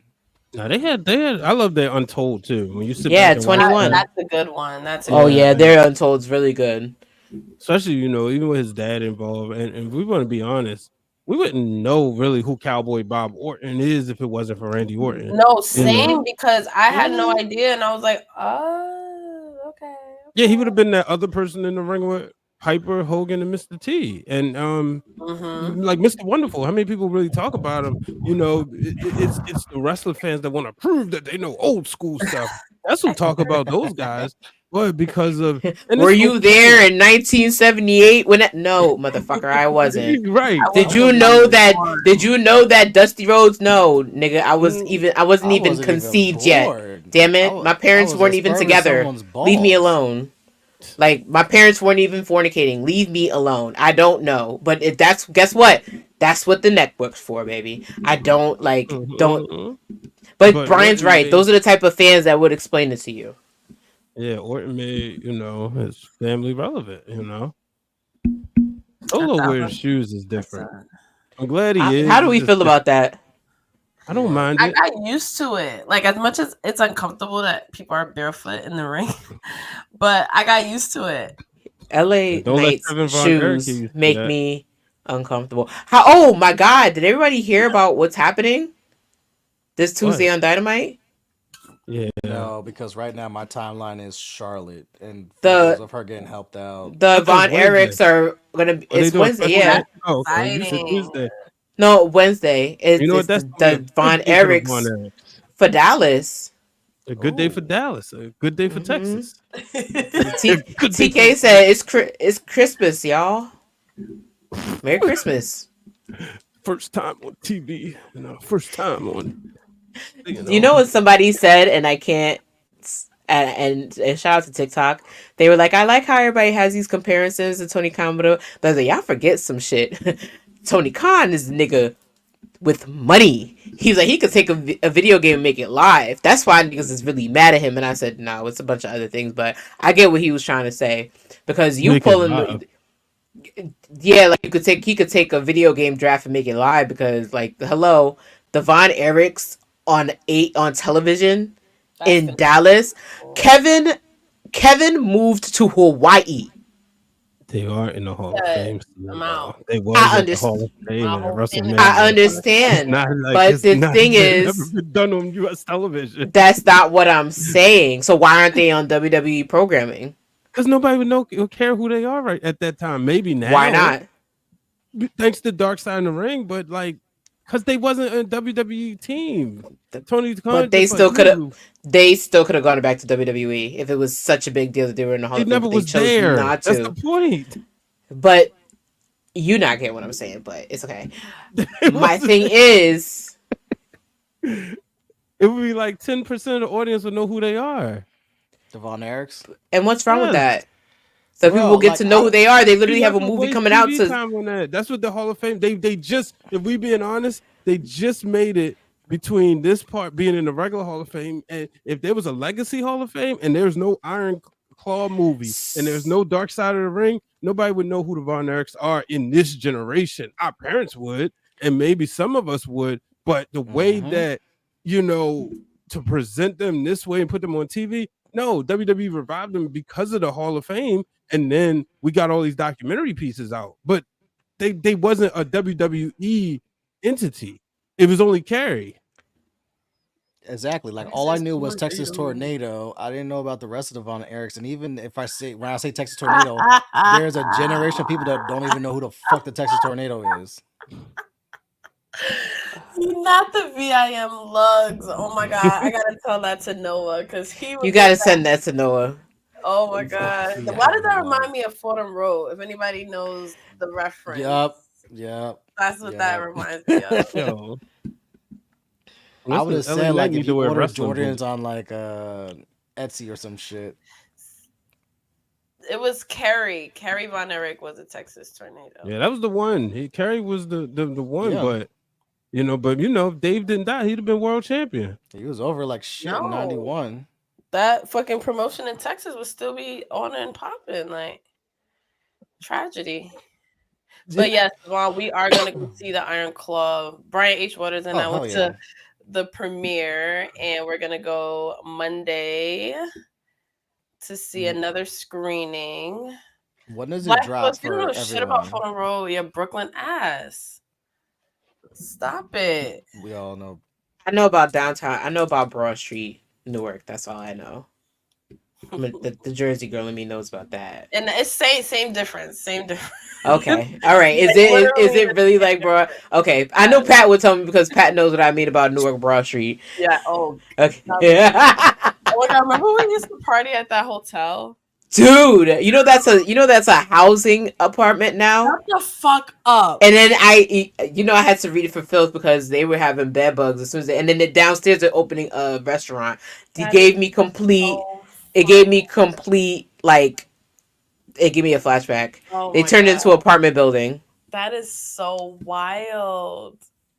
How shit changes. Because when I went down there for Dynamite, I was like, I wonder if it's still a hotel. And they were like, no, people live there now. Damn. I don't go downtown. I only go downtown to Newark for Dynamite. I don't go down there for nothing else.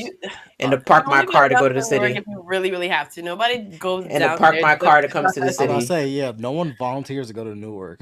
No, they do not. Like, whenever you ever heard like tourists like, let's go travel to Newark. Like, hang out. No, one time they tried it. One time they were like, oh, they tried to put out an article and say people were doing photo tours. I was like, of what?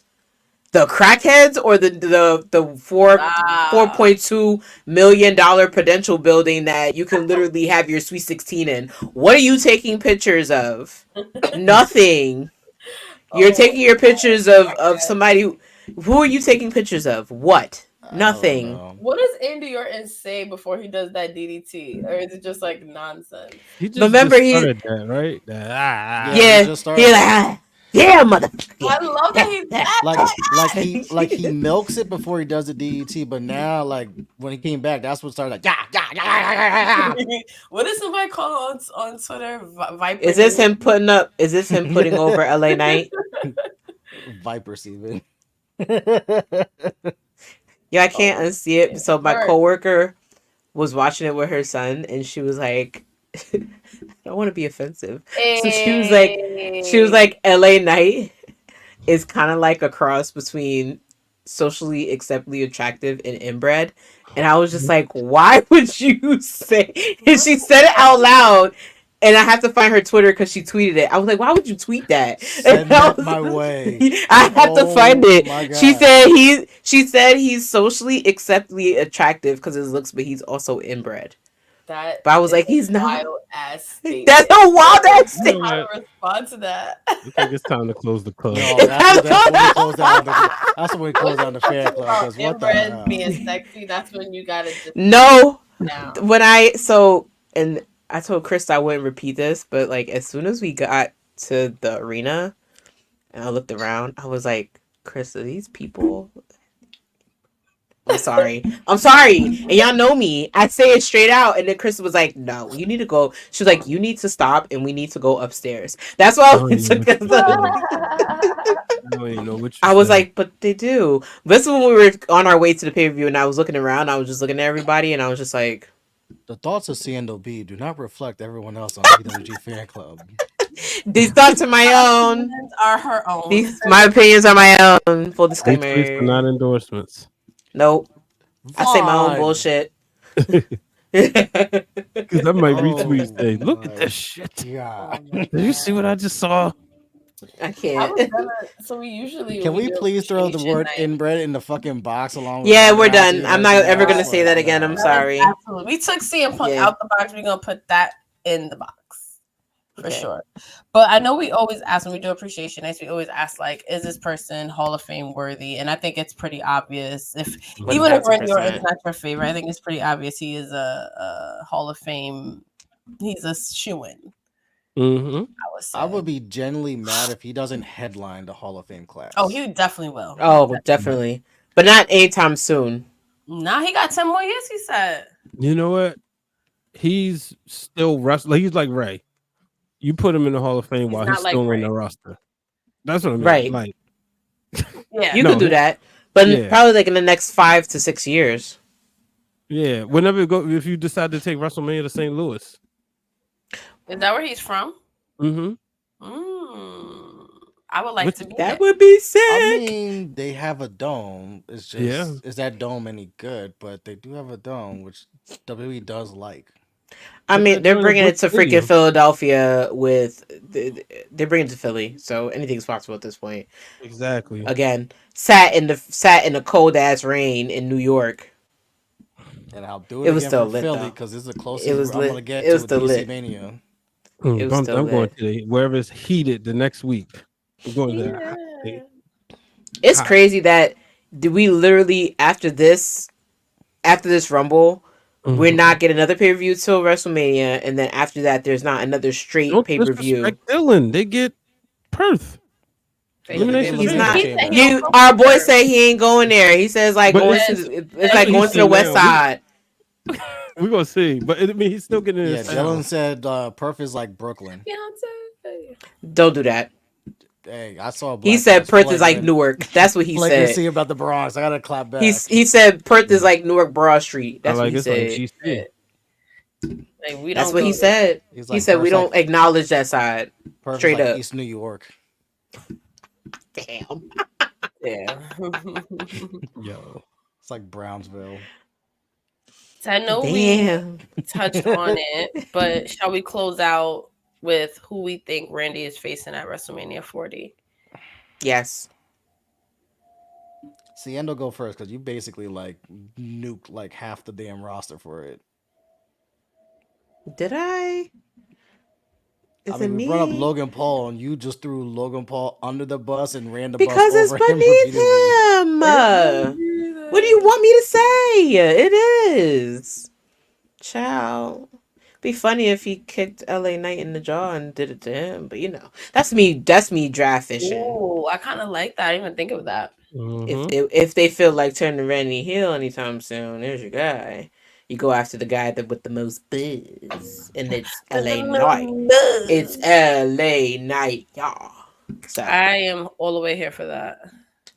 Or he can teach Grayson Waller a lesson for running his mouth all the damn time. I think that would be a nice highlight reel. Like imagine Grayson Waller jumping from a spot into an RKO. Boom.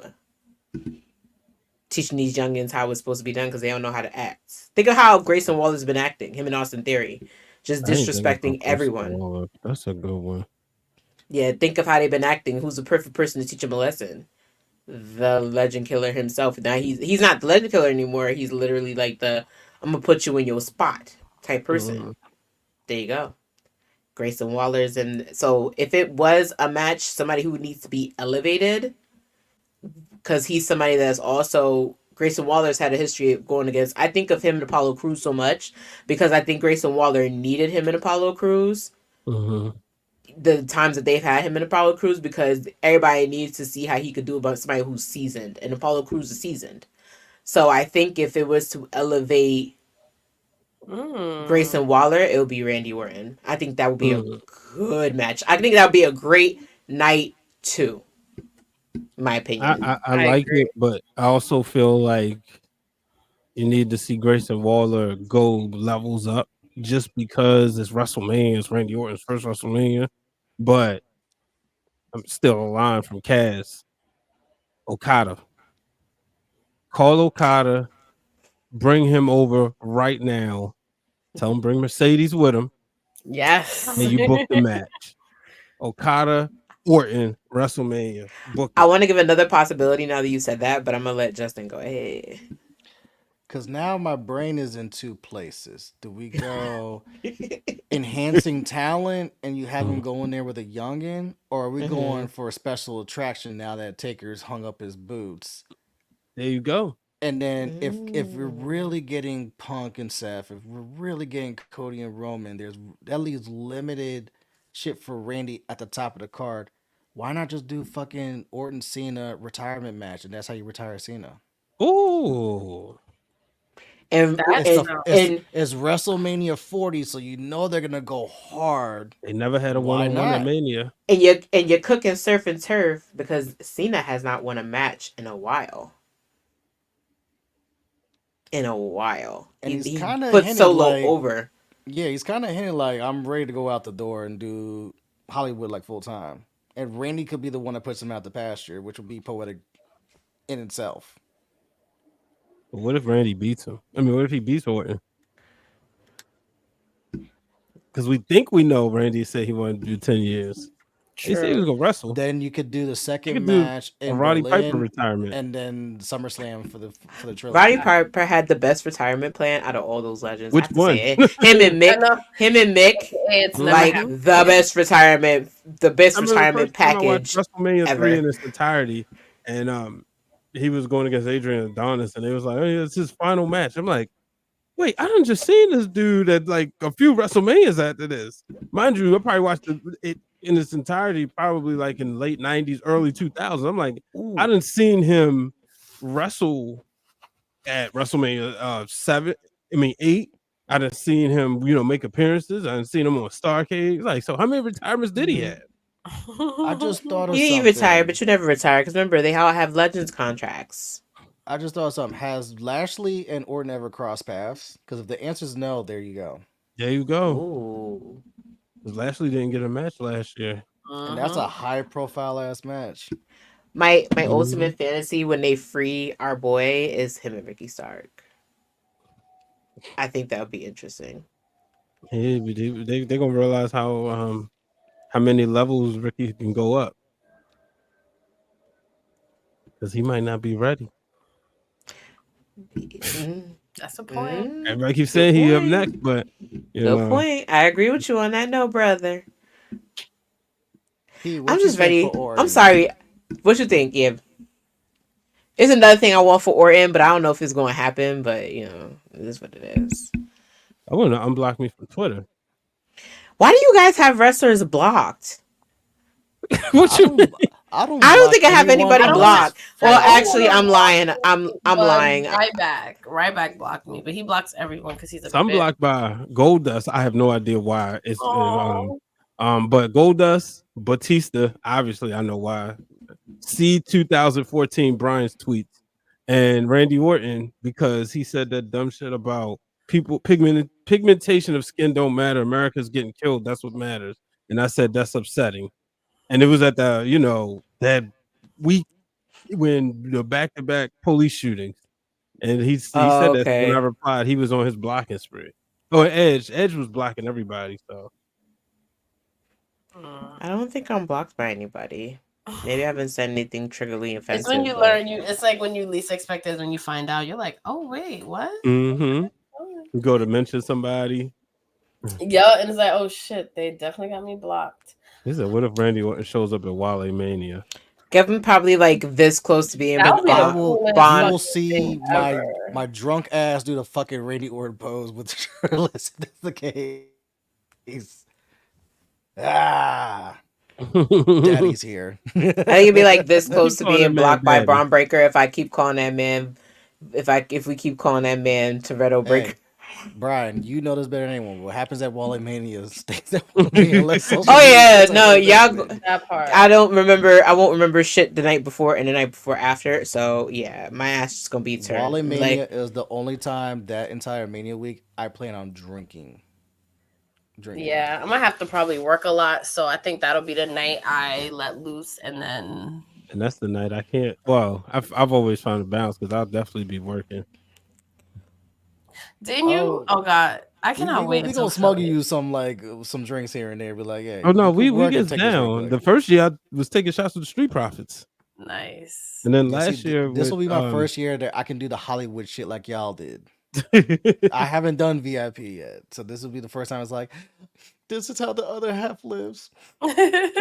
Stupid. Content creating, blessings. Man, Noah gonna be there blessings. Too. Noah hit me up. He got his ticket. Who's gonna be there? Noah. Oh yeah, Noah. Oh yeah. It is gonna be a fucking movie. We're gonna be in it for sure. Mm-hmm. I'm excited for that. I'm excited. One day we'll get into Edge and Christian. Maybe I know we said that. They gotta have a better match. But we'll visit that. We have Collision coming up. We'll review 2023.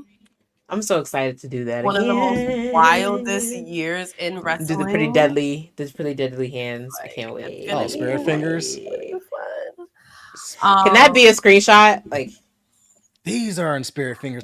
Come on, Brian. Spirit Fingers. What? Oh, come on, Brian. Who's supposed to screenshot it? Somebody screenshot it. We'll do it. There you go. Go ahead, do the timer or something. You got it. We'll fix it in post. Okay. It's in post. But I want to thank you guys for changing nights for me this week. I know Friday nights is not a night we would normally stream, but I think watching SmackDown as a family was fun and different. I like Wednesday nights, but it's fun to switch it up. Especially we got new people in the group. Shout out to everyone in the VIP that came through. It was an honor. Appreciated Randy Orton because, when CM Punk came back at Survivor Series, like a lot of people were arguing that it overshadowed. He says hello, which I don't agree. Hey Phil, I'm so fake. I'm so fake. I be talking hella shit about Phil, but he's wait, what was that? He says he understands, and we're glad that we've taken you off the bandwagon and welcome back. That's what he said. Thank you. He forgives you. This Punk's very forgiving. Is he? Yeah, because old Punk would have put you in a headlock, but we gonna move on from him. That's true. As you can see, he's in straight. Yeah, he's in straight edge gear again. Hands on the bars, all that. So he forgives. Well, I appreciate that. So yeah, we will be doing Collision. We'll be back next week for another edition of Fan Club. Check out Schooling Sessions every Friday at 4 p.m. with Krista B, Pablo Don, and Christina. And the episode that they did with Seindole is on YouTube right now. So check that out. And today. The playbacks are only going to be available on Patreon from now on. So, but if you want to check out Seindole and hear their wild Chicago story and a whole bunch of other stuff, make sure you go check that out. Get those Wrestling Girls merch at foryouword.com. I usually point to Justin's background, but he's not in his usual spot for the merch. Now plug. we're doing a watch But make along. sure I you need check that the big out. screen. No, I feel you. But check out foryourword.com. There's a lot of stuff on there. Check out Top Rope Tea on the US Sun featuring yours truly. And Yes. where can everybody find you guys? You can find me on all social media platforms at It's Justin Rich. You can find me here normally Wednesday nights on Those Wrestling Girls Twitch channel, live around 7 p.m. for TWG Fan Club with myself and these three beautiful, illustrious, amazing co-hosts of mine that we could just sit here and chop it up about Randy Orton and his place on the pantheon of the greatest wrestlers of all time. You can also catch me Tuesday nights on Twitter, Twitter Spaces specifically for Turnbuckle Talk, aka The Buckle, with myself, Mimi, and Corey. We will be back Tuesday night. We had some technical difficulties. That's why we had to cut the stream short this week. Next week, we're going to be good to go. You can catch me from time to time on True Heel Heat Sports and True Heel Heat Wrestling, both those channels located on YouTube, where we talk sports, wrestling, and all that fun stuff. I will be on the True Heel Heat stuff tomorrow before NXT deadline. So check me out for that.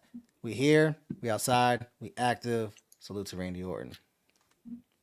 You can find me this week on the Masked Man Show Monday and Thursday, Wednesday Worldwide on Wednesday. Also, the Wrestling Realm this past Wednesday night. And then also check out my other podcast, Breaking Through Glass Ceilings. Today, I talked about, do athletes go too far in light of Jamal Adams tweeting yikes about a journalist's wife? So sometimes, people, they say whatever they want. They say things, but they don't expect athletes to clap back. So I talk about that. And also, yeah, see me here next week. Not the same channel, but the same channel, but at 7 o'clock in the club on Wednesday. In the club. What are we talking about? You know we be up in the club like. In the club, The like. club In the like. club. And per always, it is your honorary wrestling girl, Seindole B. You can catch me on YouTube, reload.relive, or Seindole B. You can catch me on Instagram and on TikTok at reload.relive. You can catch me on Twitter at Reload Via Film. Tomorrow is my NXT deadline. Have not been at NXT since that awesome moment where I watched Ricochet win the North American Championship in Brooklyn. That was in 2018. So I'm really excited. Looked at the But if you ticket. want, no, I looked at the gift that I got, which is I'm gonna point the camera upward a little bit. I got the gift that keeps on giving. Well, I can't. Somebody gave me a piece of ring canvas of that match because I talked about it so much. So somebody gifted it to me. It's like a plaque of him winning North American, and it's like one of 22. Yeah, so somebody gifted it to me. But I will be live at NXT Deadline. We'll be doing Instagram live as soon as I touch down. So turn your notifications on because we're gonna be talking predictions. I'm going to be talking predictions. I'm also going to be talking about why I decided to drive to Bridgeport instead of taking the train. And you might see some special people also pull up in the live. So look out for that. Also, look out for our collaboration with Collision because Seindole B's scoreboard is returning. And I will be rating the matches of everyone involved in the TW universe, including the 3 best friends that anybody can have every Wednesday, and I can't wait to do it. Much love, peace in the Middle East, get well soon, Wesley, and again, Randy Orton, welcome back, Daddy. Yes. Welcome back, Daddy's hilarious. But I'm glad Randy Orton's back. I'm glad I get to look at him every week again. But yeah, make sure you follow me everywhere on socials. Keep up with Top Rope Tea on the US Sun. And we will be back next Wednesday. And we will catch all of y'all. Peace.